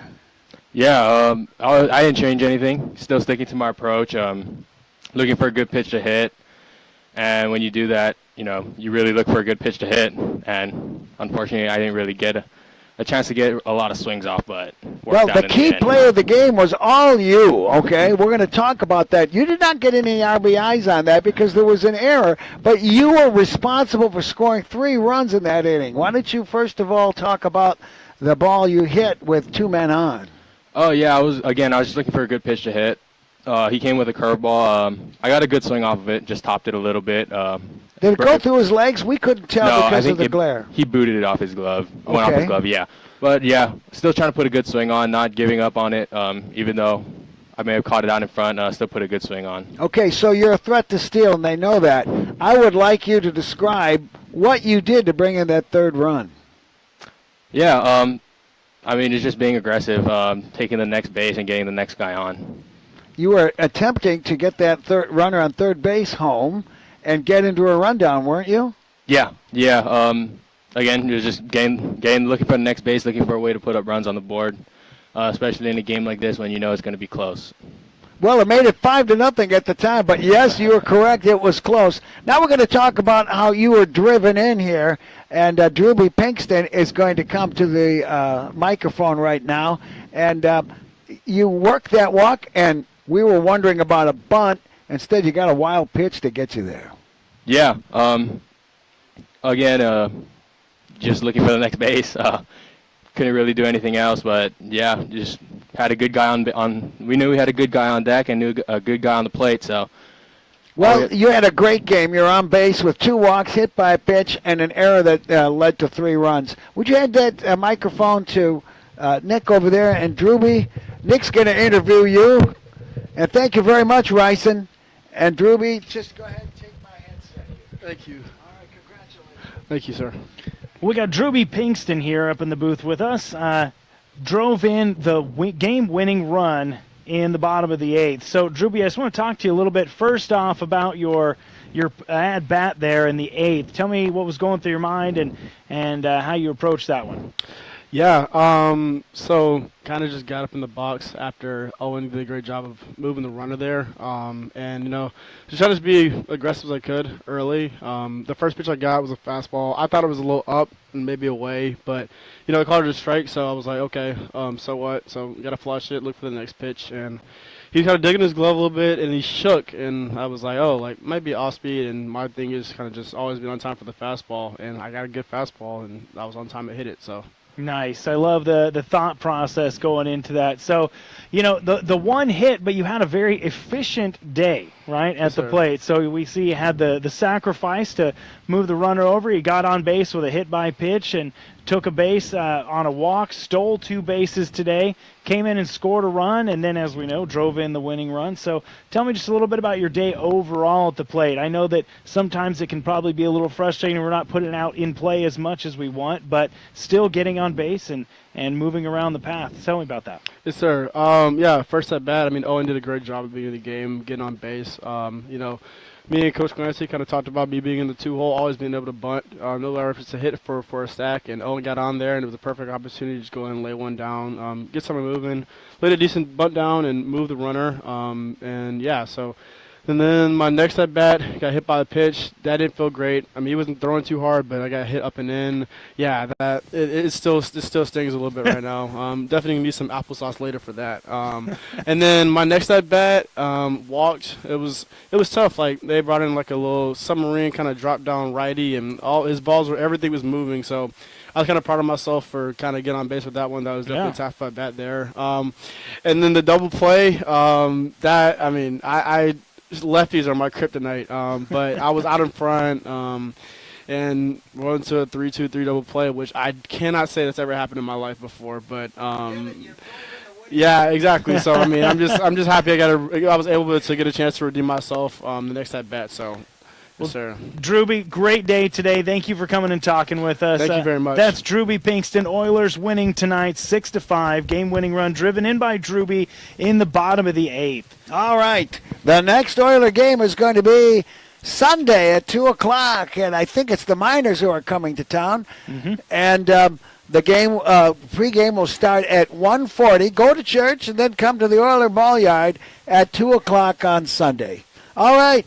Once again, the final score as the Peninsula Community Health Services wraps up. Give them a call at 262-3119. The final score, the Oilers 6 and the Monarchs 5 for Nick Sorrell. And Caleb back at the studio. Rice back at the studio. Sorry about that. This is Bob Bird saying thank you for letting my voice be your eyes. Good night, everybody. All right, talk to you Sunday. Thank you, Race. Oilers baseball on ESPN 1140 AM 96.